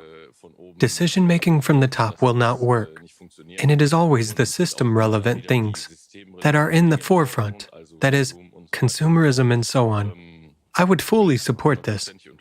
Do you mean you would then support the building of such a creative, people-oriented society? Of course, by all means. Yes, that's what we should always strive for that kind of society. Yeah. Right away, of course. This is the life we all dream of, that we could live together, that we could live happily together, that no one would hold us back and we could just develop our potential the way we want to. I would join it right away. Absolutely. Yes, definitely, immediately. If there is a chance to implement it, I would say that we should go for it immediately.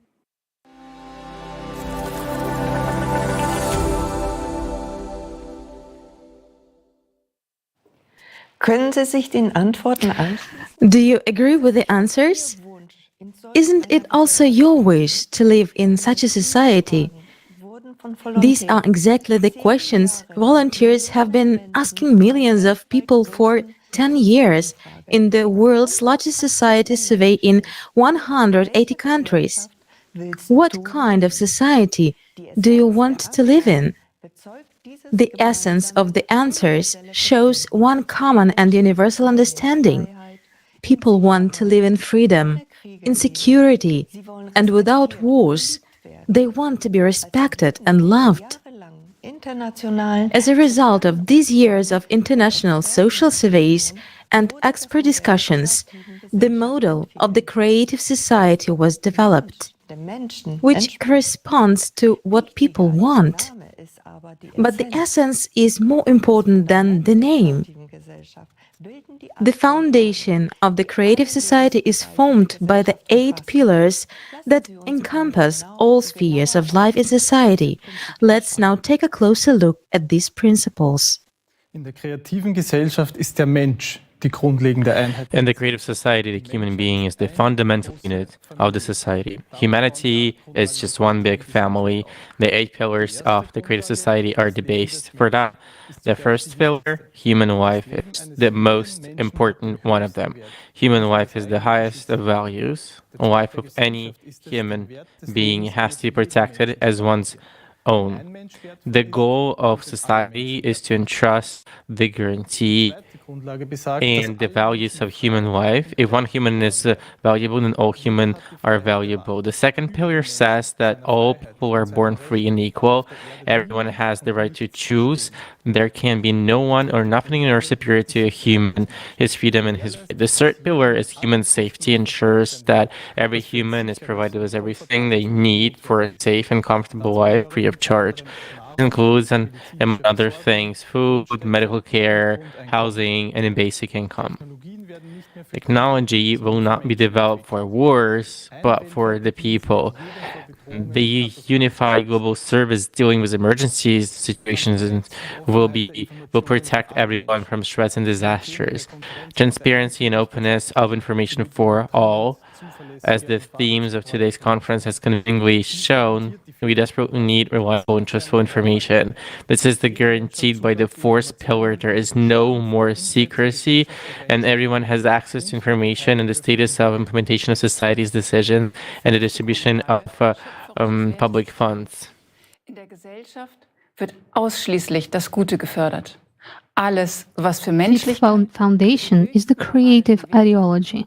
Only goodness will be promoted in society. Everything that stands for humaneness, for higher moral values and mutual respect. At the same time, the propaganda of violence, division, aggression, and anti-humane manifestations will be prohibited. The sixth pillar, development of personality, will create conditions and expand opportunities for personal fulfillment and the development of individual abilities and talents. Education is equally accessible and free to all. What would you do if you could pursue your true calling and interests rather than fulfilling the expectations of others or succumbing to financial pressures? The seventh pillar, justice and equality, ensures that all of our Earth's natural resources are distributed equally among all people. Resources can no longer be monopolized by individuals. Everyone will have the right to private property, and profiting and exploitation will be a thing of the past. The eighth pillar, self-governing society, returns decision-making power to the people themselves. The concept of power in the creative society is absent. We will vote in the form of a direct democracy on all important decisions that directly affect our lives. Nicht genau das wieder, was sich jeder Mensch wünscht.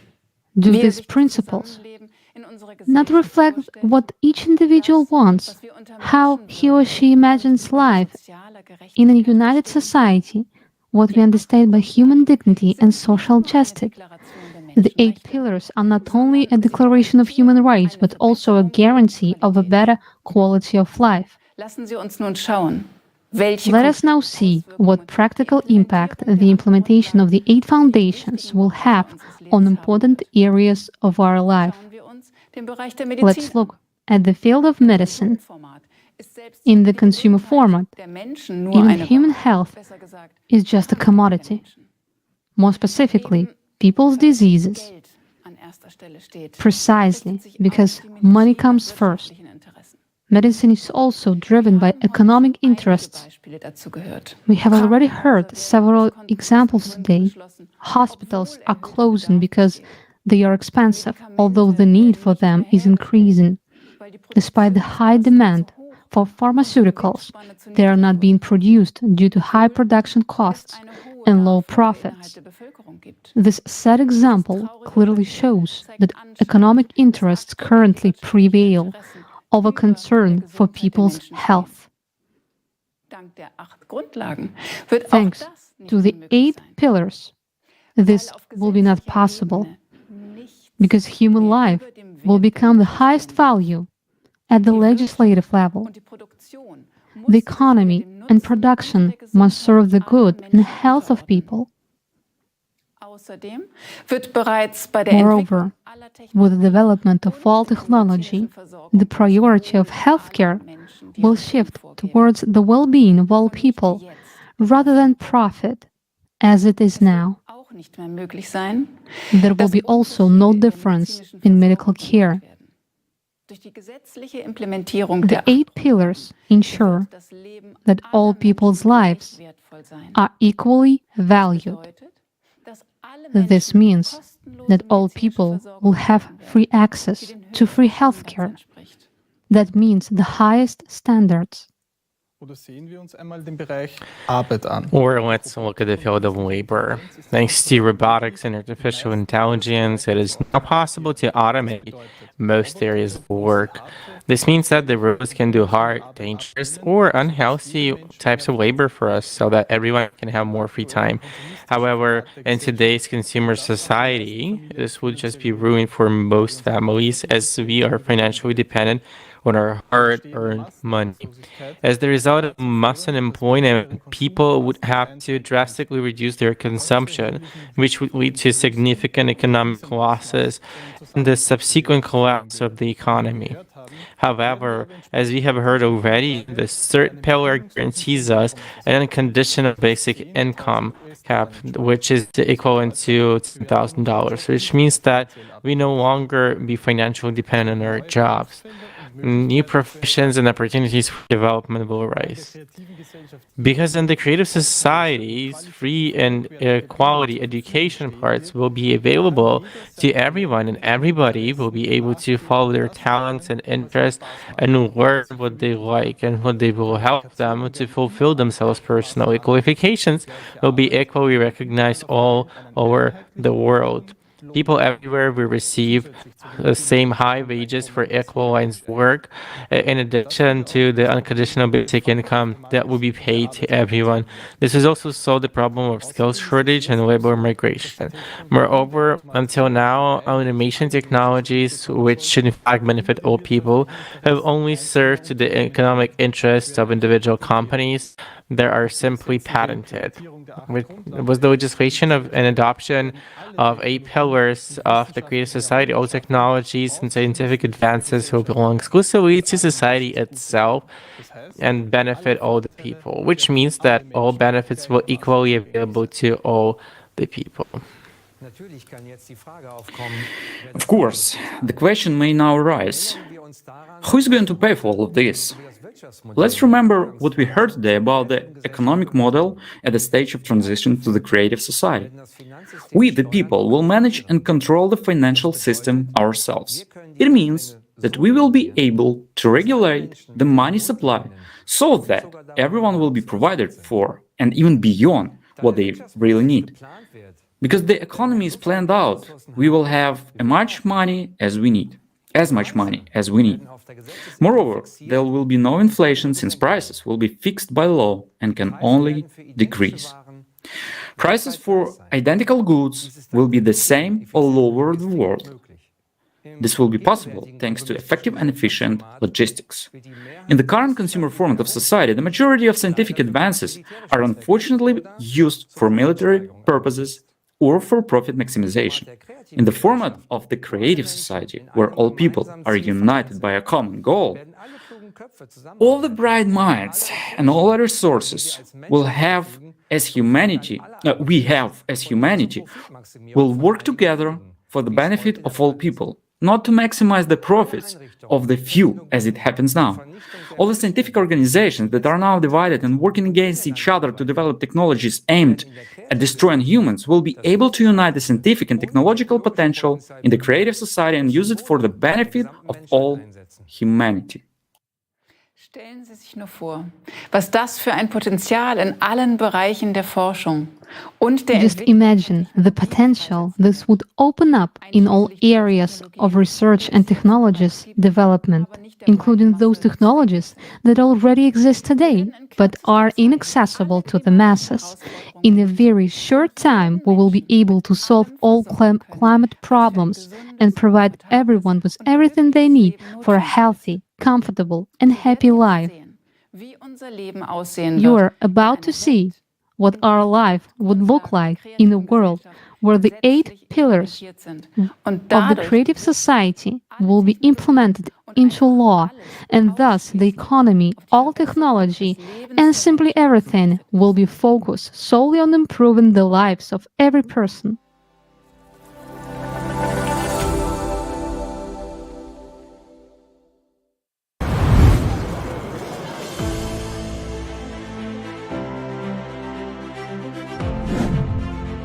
Safety. In the creative society, human life is the highest value. This society will be safe for you and your family. The latest technologies will be implemented everywhere to help security services stay ahead of the curve. We will finally have a sense of security. Concepts like crime, missing people, killing of children and adults will no longer exist in any part of the world. No longer will you be afraid to let your child go to school or outside. You won't be afraid to walk home late at night, go for a jog, or go to concerts. In the creative society, no crime or offense will go unpunished. In the creative society, the safety of each person is the highest priority. Healthcare. In the creative society, healthcare will be top-notch and free for every person all over the world. Imagine artificial intelligence that incorporates the expertise of all the best doctors in history. It controls high-tech robots that perform tasks of any complexity. These cutting-edge technologies make healthcare in the creative society of a high quality. Right now, health is a commodity, whereas in the creative society, everyone's health is a priority. After all, we benefit from the fact that every person is healthy and we have a healthy nation. Thanks to the development of nanotechnology and artificial intelligence, epidemics, cancer, diabetes, asthma, and all other incurable diseases will be a thing of the past. The very approach in healthcare will change, as it will be aimed at preventing diseases. And in general, we will finally get real treatment and real recovery. With such a development in healthcare and technology, it is quite possible to prolong human life beyond the species limit. The creative society is all about healthy and happy people. Education.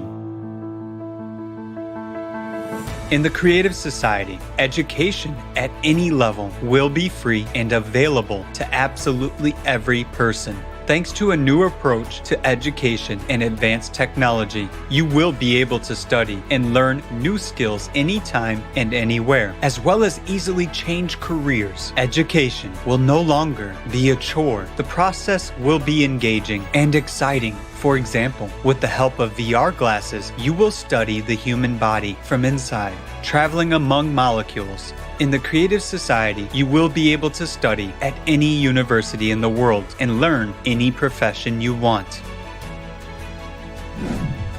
Economy. No inflation. The first thing that will happen in the creative society is writing off all debts and loans from private individuals, abolition of real estate taxes and personal property taxes. There will be no loan interest rates. We will start with a clean slate. All of this will be possible due to a new format of economy that will be designed to benefit the interests of every person. It takes the financial burden off of every family. Workday. By birthright, every person, regardless of their status, age, gender, or race, are guaranteed a monthly universal basic income that will provide for all of your essential needs. And if you want a better life, a bigger house, or a premium car, an airplane or a yacht, you will be able to easily afford it by working just for 4 hours, 4 days a week. You will have a job that you like and enjoy, one that you really love, and in which you will be able to fulfill your potential to the maximum. All the hard, monotonous, and damaging human health work will be performed by robots and automated systems. This is already being gradually implemented, but in the consumerist format, its large-scale implementation threatens with mass unemployment and the collapse of the economic system. Yet, this is not the case in the creative society. It will only benefit humanity. After all, technology will be available to all people. All these innovations will give us a lot of free time. Finally, fathers and mothers will be able to watch their children grow up and spend as much time with them as they want. People will have time for everything: hobbies, self-development, traveling, learning new skills, and a lot more. The creative society gives people free time. Every working person will have at least 2 months off. You want to go with your whole family to the Maldives or anywhere else in the world to see some places of interest or visit relatives on other continents. No problem.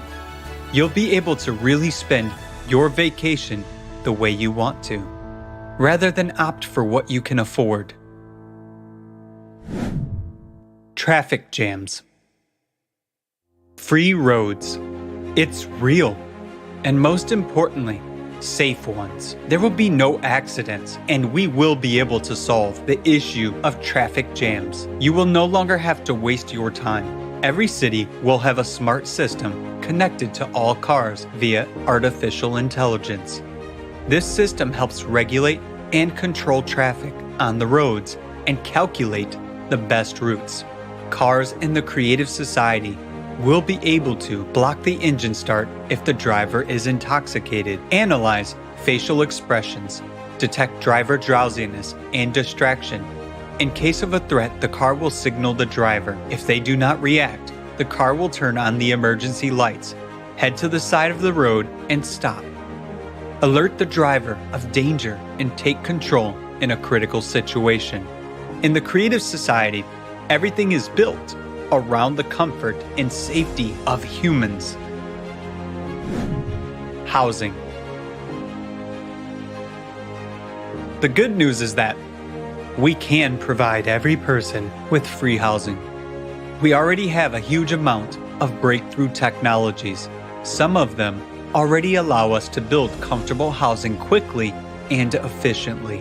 In the creative society, every person will be provided with a minimum of 650 square feet per person, absolutely free by birthright. If you have a family of 4, you are provided with a house of 2,600 square feet. No mortgage, no rent to pay. You won't have to pay utilities or property tax. The house will be equipped with the most advanced technologies available to society. And that means that all household chores, such as washing, cleaning, ironing, and cooking, will be done by robots only, which will do that quickly and perfectly. Human beings are not slaves. Human beings should live a free and happy life. Equality. In the creative society, all people will have equal rights. There will be no racial division. In the creative society, you will have rights in actual fact, not on paper. Ecology and food.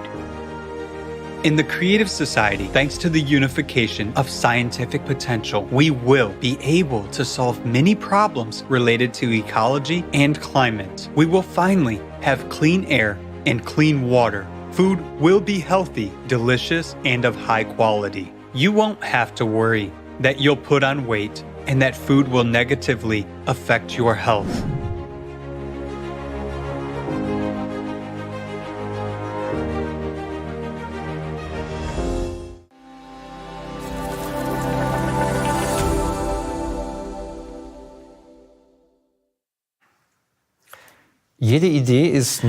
Every idea is only as good as it is feasible. This also applies to the Creative Society project. We would like to emphasize that it will be implemented exclusively by peaceful and democratic means, and that this goal is absolutely realistic. However, this requires the conscious decision of each individual to live in the Creative Society. The building of the Creative Society will take place in 3 successful stages, in full accordance with the law.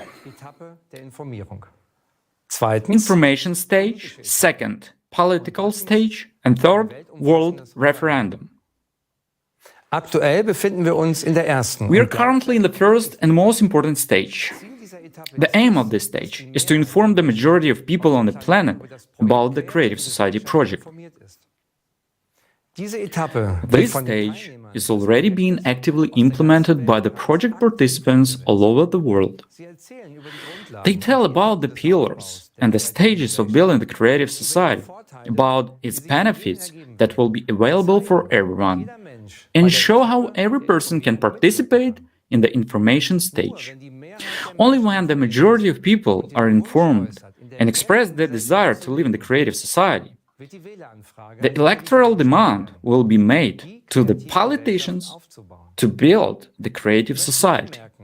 We would like to note that participants in other countries have already talked to representatives from politics about the Creative Society and the feasibility of the 8 pillars. The reactions were positive. There was only one catch in all this. As long as no electoral demand is made, it remains only a good idea. But in this, at the same time, lies the great opportunity. After all, political representatives are always dependent on the support of their voters. The highest goal of every politician is to be elected. So if the majority of people are united in the goal of building the Creative Society, then there will also be politicians who will implement it. After all, they want to be elected. On the other hand, politicians are also human beings, like you and me. They also have families, friends, and will also have advantages in the Creative Society, such as security and recognition for their action in the interest of people. All this underlines even more the importance and urgency of actions in the current stage of informing and telling other people about the Creative Society. How can you tell that enough people are informed? Quite simply, there will not be a single person in our country who has not heard about the Creative Society. People will talk about the Creative Society everywhere and express their support in various ways, including putting the project's logo everywhere. Our electoral demand for building the Creative Society, which comes from the majority of the country's voters, will form the basis for the lawful implementation of the second stage.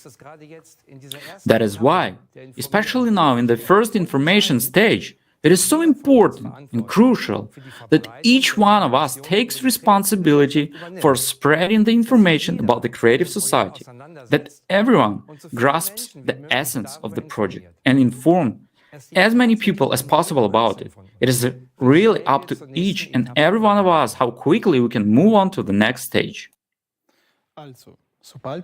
So, once there's the electoral demand for the majority of active voters to the politicians, we can move to the second political stage of building the Creative Society.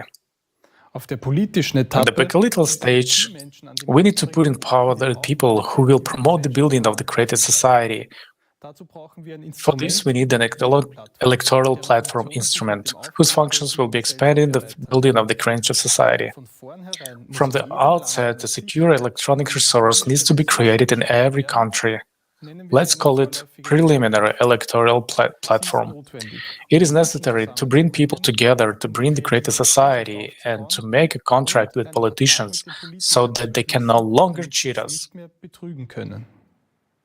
On this platform, people who support the greater society will be able to pre-select candidates for representative bodies after they have registered, as well as control and recall elect politicians if they do not keep their election promises. The preliminary electoral platform will also include the following demands from people to politicians: implementation of the 8 pillars of the greater society in the constitution of the country, and implementation of the electoral platform at the state level. From the politicians who pledge to implement these demands, we will select the candidates.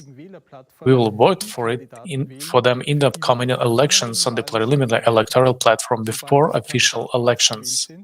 Once these candidates are selected, we will conclude a contract with them on the preliminary electoral platform.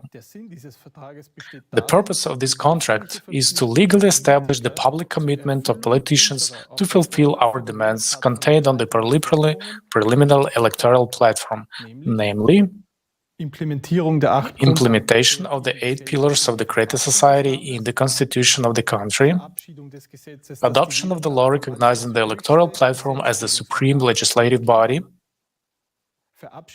adoption of the law to recall politicians through the electoral platform if they fail to fulfill their obligations to the people. At the next election, we elect the candidates with whom we have concluded the contract on the preliminary electoral platform. Elections take place according to the laws in force in each state. If politicians, once in power, violate or postpone the fulfillment of the terms of the contract, we can recall them with all constitutional and legal rights or call complete new elections. With a majority of our representatives in the legislative body, they will be able to write the 8 pillars of the greater society into the constitution without hindrance and legitimize the electoral platform as the supreme legislative body of the country. What are the functions of the electoral platform at this stage? The electoral platform is a single digital system that belongs to society. It represents the highest legislative body in the country. At this stage, we will be able to both recall the politicians we elect and check their execution of orders, as well as veto the laws we deem harmful to people. We are used to electing someone every few years and hoping that they will keep their election promises. Often we have seen that the statements made just before an election and the actual actions after a politician has been elected differ greatly, to put it mildly. What options do we currently have to counteract this? We can silently sit and wait for the next election, where we place our trust in vain in the hands of the next representative, or we can try to show our discontent at trials and protests. But let's face the truth. The past has shown that this has not led to any fundamental change. Even when it got as far as a revolution, the legal possibility to immediately recall a politician through the electoral platform transforms a politician from a ruler to the one who serves people. So to speak, the executive organ of people's will. We as employers, as an employers, can dismiss him at any time and immediately if he doesn't act in the interest of an entire population. Let us summarize. We use the existing policy as an instrument to bring about, on the basis of the existing laws, and by peaceful means, those changes that are actually in the interest of people. Thus, the aim of the second stage, on the basis of the existing laws of the countries, firstly, is to include the 8 pillars into the constitution. Secondly, to pass a law making the electoral platform the supreme legislative body of the country. And thirdly, to introduce the mechanism that allows us, people, to immediately recall an elected politician and put another in his place. However, the building of the creative society does not end there, because this format can only be fully implemented on a global scale. No single country or even an alliance or a few countries can actually provide all the benefits provided the creative society model. Therefore, we need a world referendum on the adoption of the creative model of development by all of the humanity. Die Vorbereitung eines weltweiten Referendums erfordert den The preparation of the world referendum requires the consolidation of all countries of the world. For this purpose, conferences can be held at the global level, the necessary international treaties can be signed, and experts can be consulted on various issues relating to the building of the creative society. Once a country has adopted the electoral platform at the national level, it can participate in the world referendum and is already a candidate for building the creative society and joining the common space of the creative society. Once all countries have adopted the electoral platform, preparations for the world referendum begin. For this to happen, the authorized representatives of the countries at the international level are going to develop one single electoral platform. This is a unified electronic resource accepted by all countries as a fundamental element of people's power. With the help of the electoral platform, we will be able to monitor the actions of our representatives in preparation for the world referendum. On this single world electoral platform, the world referendum on the global transition to the creative society will be held through a common expression of will by all people. The referendum also legitimizes the single world electoral platform as the supreme body of power on earth and unites the world into one single civilization. This means that both the adoption of laws, the appointment and dismissal of executives, and all other socially important decisions will from now on be exclusively made by people themselves on the unified world electoral platform. This is the beginning of the true self-government of society. From this point on, politicians are no longer needed as people's representatives. The role of politicians will be purely executive. They will no longer be above people, but will only be elected to carry out certain actions at the request of the people. But they will no longer carry any decision-making power themselves. Through this platform, the decision will no longer be made by individuals or parliament, but by people themselves, in the form of direct democracy. There will no longer be any other way to adopt laws. The world referendum also sets a date for the start of the transition period to the creative society, which is estimated to take up approximately 5 to 6 years. However, in order to make the transition period possible, preparations must be made. That is, the economy must be set on a new course, the necessary laws must be passed, and responsible leaders appointed, expert teams must be informed, and a unified global emergency service must be established.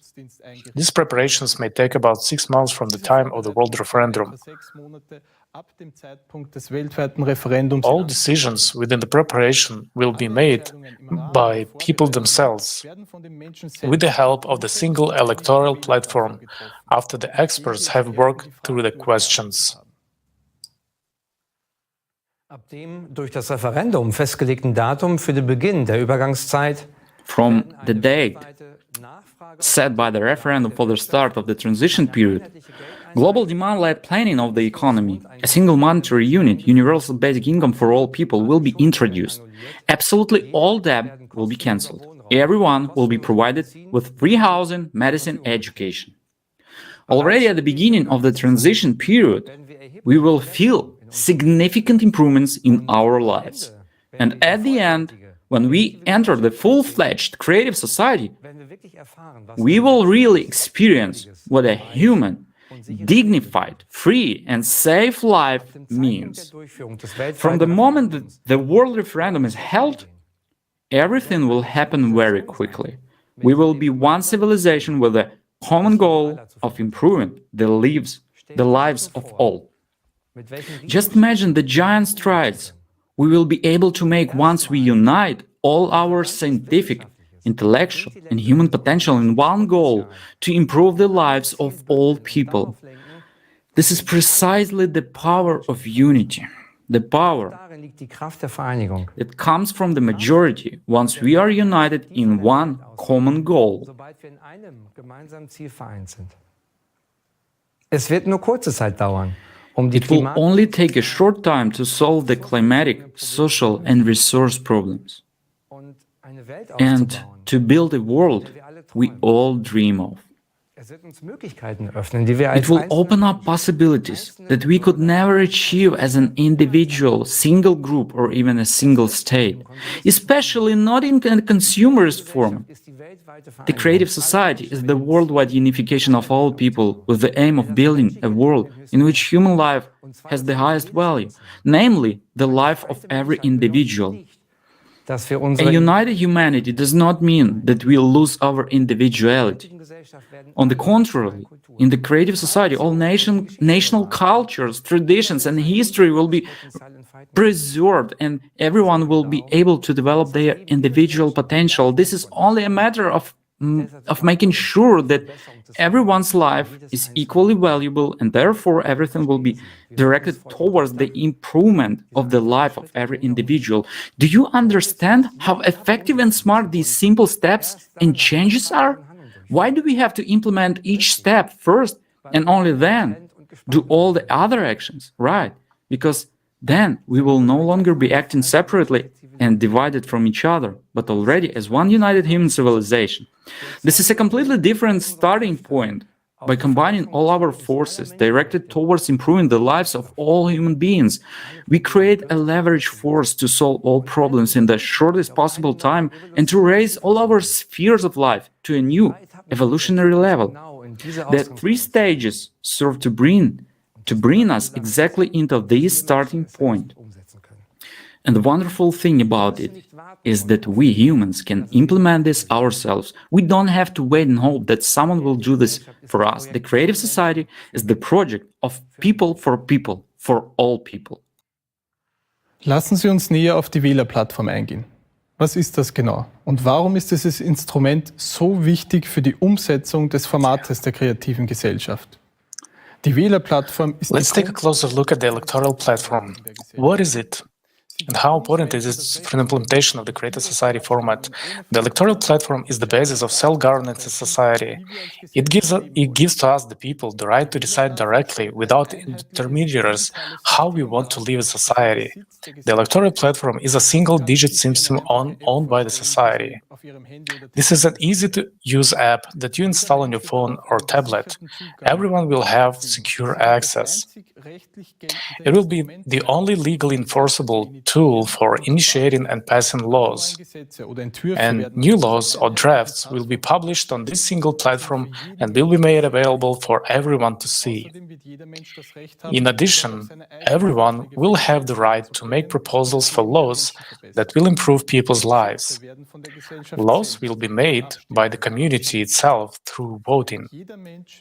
Everyone will have an equal voice and will be able to actively participate in the adoption of laws and therefore shape their future and their living conditions.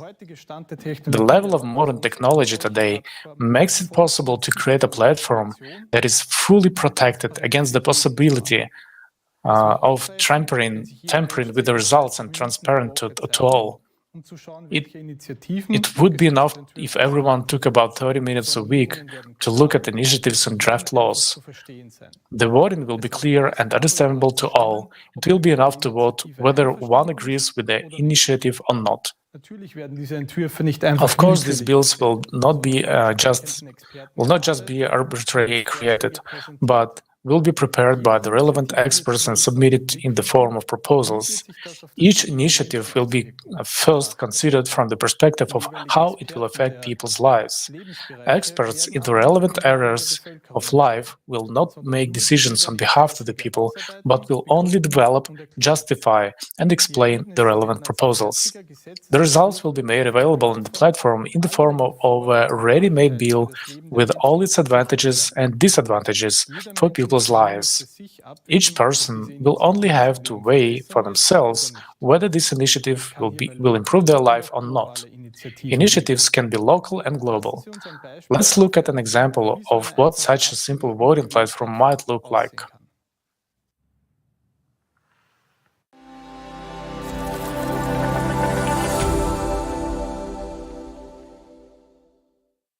For example, Anna had 2 bills on the ballot: to allow houses to be built at the water's edge or not. The main point of each bill will be briefly and clearly stated with all the explanations for and against.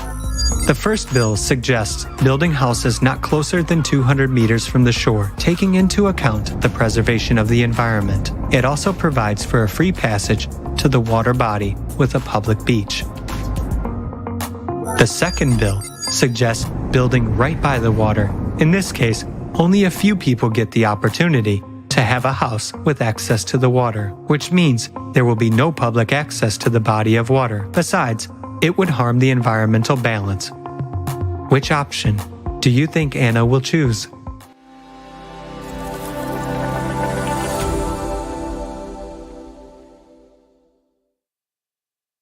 Haben wir heute die Möglichkeit, selbst über unser Leben zu entscheiden?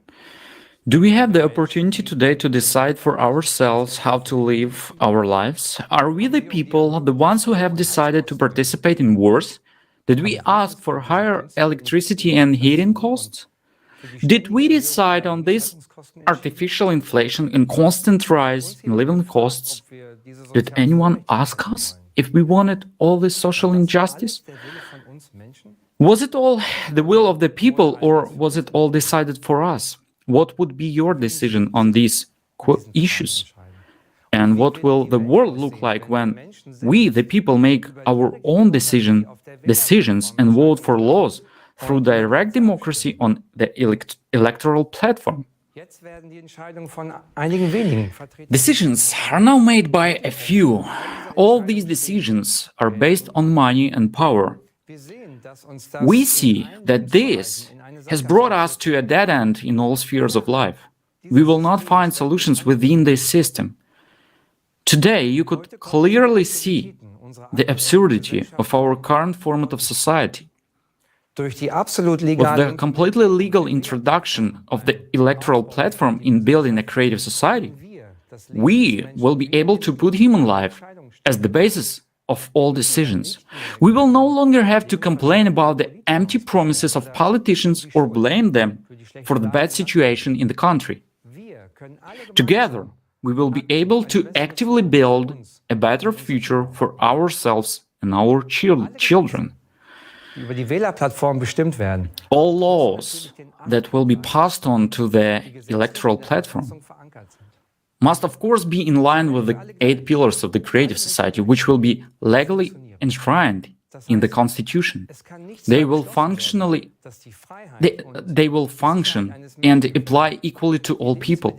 This means that nothing that would threaten human freedom and security, that would degrade living conditions or even remotely target people, can be enacted. The focus and scope within which laws may operate are clearly defined, namely that they serve solely to improve and protect human life. The concept of the creative society didn't originate in Germany or any other country, but from a worldwide impulse of people based on the experiences and mistakes of our past. From the analysis of experts, lawyers, political scientists and sociologists. But the legal and democratic realization starts from within the country.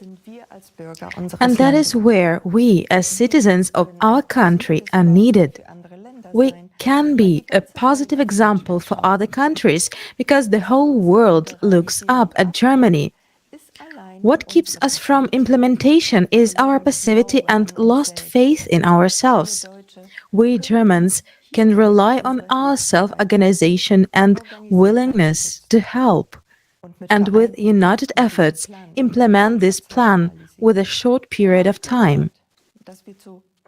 We heard that it is not possible to move to the political phase until the information phase is completed and the support of the electoral demand by the majority is secured. Why is informing so important? Because no one will do it for us. It is up to us to act. The will of the people is not a tick on the ballot paper, but the free expression of their will everywhere. When we are ready to tell everyone around us what we want, informing each other is a way of self-organization. We, the people, are responsible for our own lives. If you have a question, what exactly can I do? The answer is to tell your friends and acquaintances about the project. Share the information on social media. Use all the opportunities available to you. If you're a blogger, talk about the project on your channel. If you work with people, share the information with your clients. The media won't tell about us until there are so many of us that we can no longer be ignored. In the meantime, we will have to make some effort. After all, each of us can be that decisive voice on the scale in building the creative society. Let's look together at what motivates people to participate and how they inform others.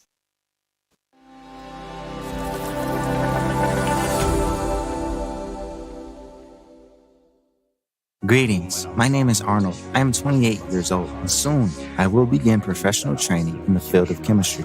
My name is Selena. I study to become a teacher. I am an auto mechanic. I work as an architect. I've been traveling around the world as a digital nomad for 10 years. My name is Alexander. I am from Stockstadt am Main. Greetings. My name is Angelina, and I'm a certified media designer. Why do I support the Creative Society? Because for me, the Creative Society is the answer to the question of peaceful life. First of all, it is about how to live in harmony and in eternal peace with all the people on the planet. I want us to live in harmony with nature. I don't want animals to suffer. It's also very important to me that people all over the world get a free and good education. When I look at global events and at the world through the eyes of children, it becomes clear to me that something urgently needs to be changed. Something that will affect the whole world. This is the format in which we all live. It's time to take a step towards something great and united, where we'll unite, where we'll become one. It's time to step beyond and do something new. And nature itself shows us that we are at a point where we need to make a decision. Years ago, I thought, why aren't there people in this world who would finally start to build a world in which we can live freely? That's why I participate in the Creative Society project. And every day, I see people from many countries supporting this project to build a better world for all of us. I do this first and foremost for myself, my children, my grandchildren, and their descendants. All of humanity needs this, and I want everyone on the planet to have a decent life and life in peace. I read these 8 pillars, and each one of them touched me deeply. It's something I've been looking for subconsciously for a long time. And when I found out that such a project already exists, and so many people are participating in it, I just decided I have to be a part of it. I simply must be a part of it. Because if all the people on Earth unite and act together, then certainly we can create incredible things and live beautifully in unity in the future. And that is the power when people unite in one goal with one vision of the future. That is what is so lacking in this world. Thanks to the Creative Society project, I met many interesting participants. All of them are very different, but all of them share the same goal, which is to build a humane world. Right now, I'm doing voiceover of the female voice in one of the videos for the Creative Society project. I'm not a dubbing artist by profession. I'm a nurse. I'm honored to have an opportunity to support this project in this way, because the Creative Society project for me is the most important initiative that is implemented by people for people. The Creative Society project reflects what I desire for myself and for all people in this world. I support it and try to participate in it as actively as possible to inform all people about this project. Answering the question of how I inform about the Creative Society, I can say that only by my own example, I am telling people about the importance of this society format. I support the project by informing YouTubers and bloggers. I talk to my friends and relatives. I inform people around me in the area where I live. And I talk to people while I'm traveling. To the best of my ability, I try to inform as many people as possible so that we can move on to the next stage. Just to wake people up and say, hey, we have to go in a different direction together.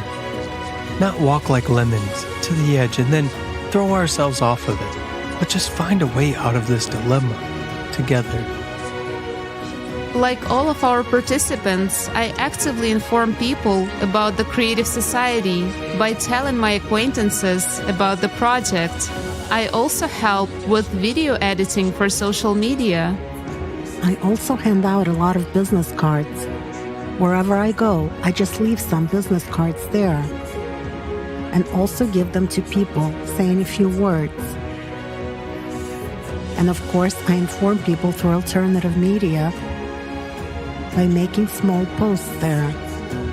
And everyone does what they can, what they want. No one is forced, whether it's making videos or video editing, translation, writing texts, or simultaneously interpreting. There are different projects you can take part in if you want to. I also asked my daughter to print stickers for me. You can see them here on my car. And now I'm driving around the city like that, and people ask me about it.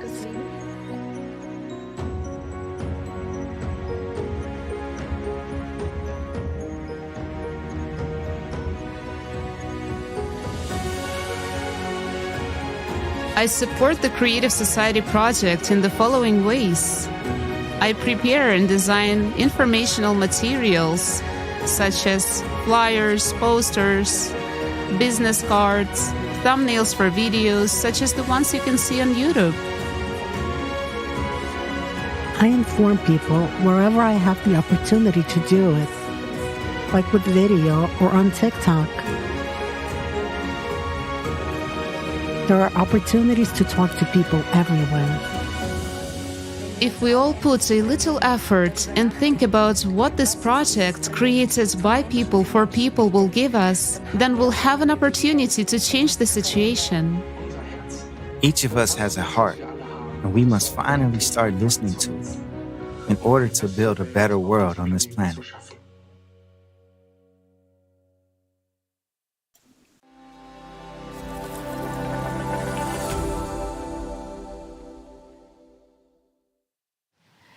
Das ist wirklich sehr inspirierend.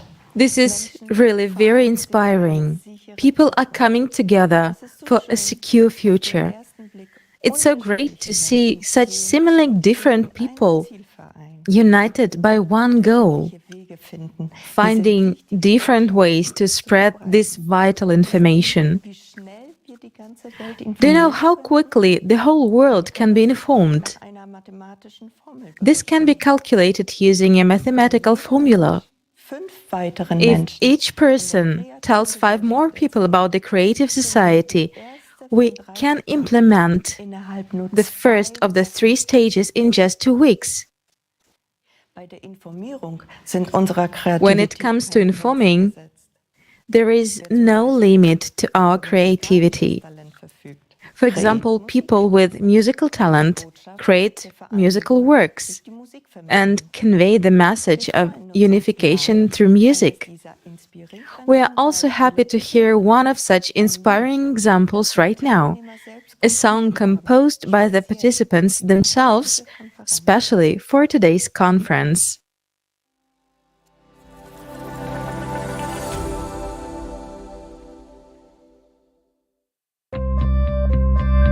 Wir unterschätzen unsere Kraft, wenn wir vereint sind. Jeder wird glücklich leben, in Frieden und ohne Sorgen.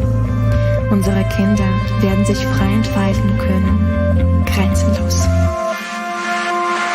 Zeit, sich selbst zu fragen, wo wir eigentlich sind, zu warten auf Wunder, macht doch keinen Sinn. Wo ist das Leben? Wir sind mittendrin und kriegen das nicht hin.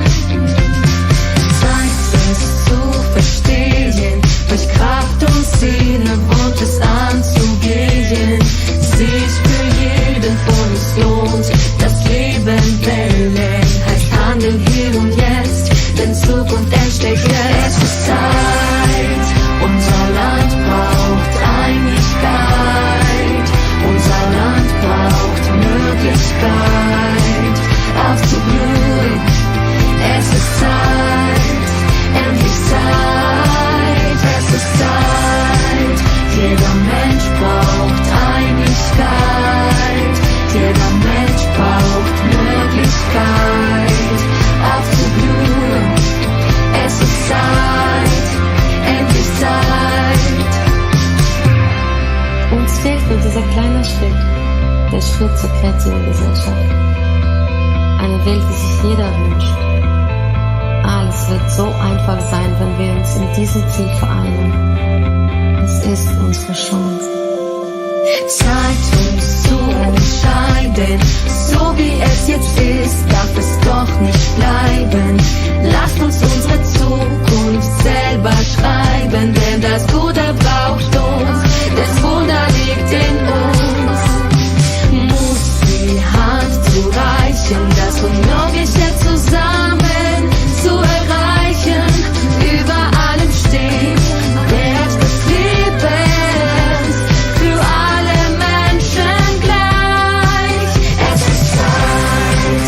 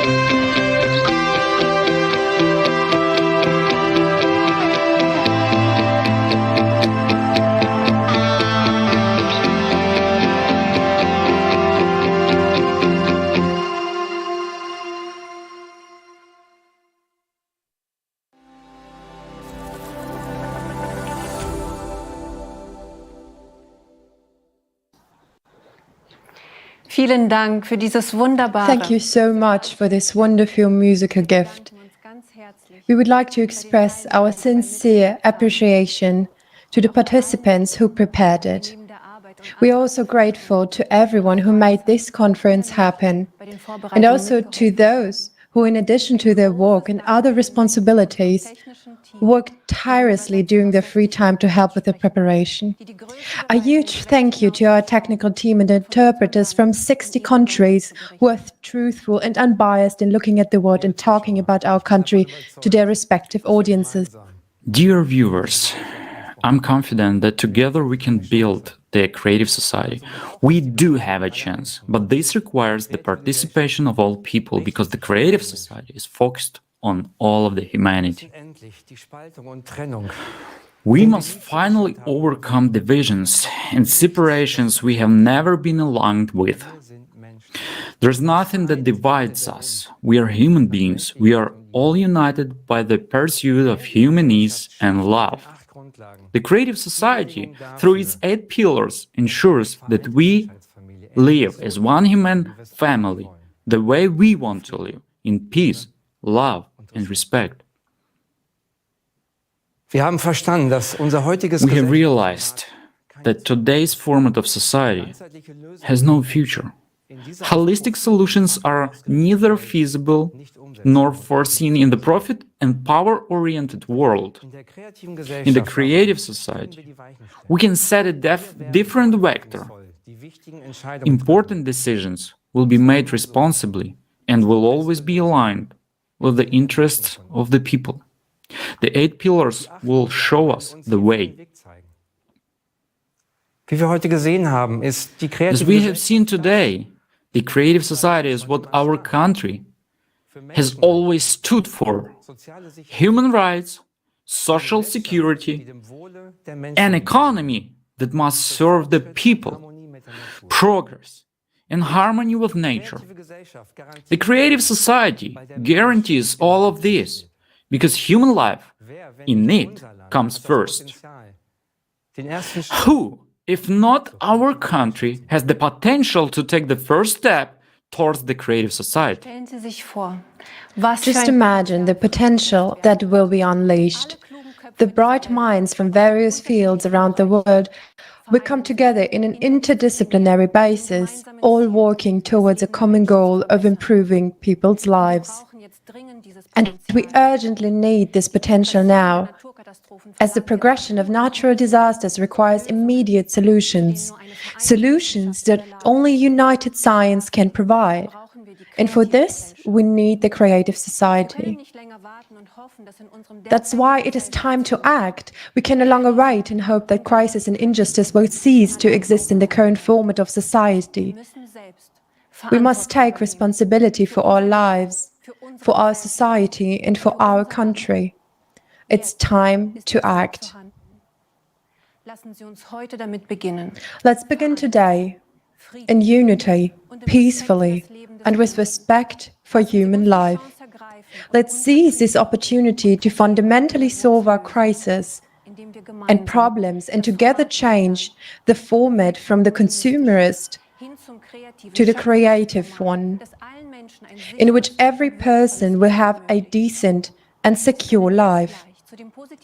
You can contribute to positive change right now by sharing the link to today's conference and spreading the idea further. You can learn more about the project on our website, creativesociety.com. Tell your neighbors, friends, and acquaintances about the Creative Society. Together, we will build a sustainable future. The choice is ours.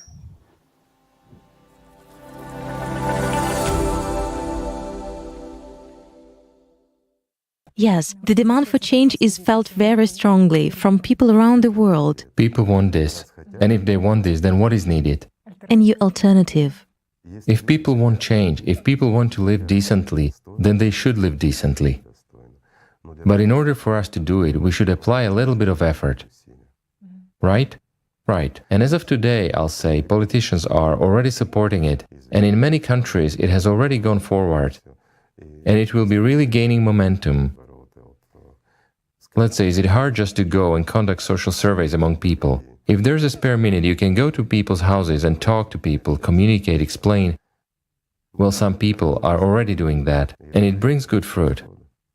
Right, and I remember you were also sharing about, tell me, why do you vote for a certain candidate? Of course. Because he supports the 8 foundations. Of course. So people will be interested in what the 8 foundations are about. What are the 8 foundations and what are they for? Well, the most important thing is that we can really implement this. What is necessary for that? To make an effort, to really stop being enemies to each other, and learn to love and respect each other. After all, we want to be respected and loved, don't we? We do. So let's love each other, and let's respect each other. Let's stop being lazy, and let's get up and go to a brighter future.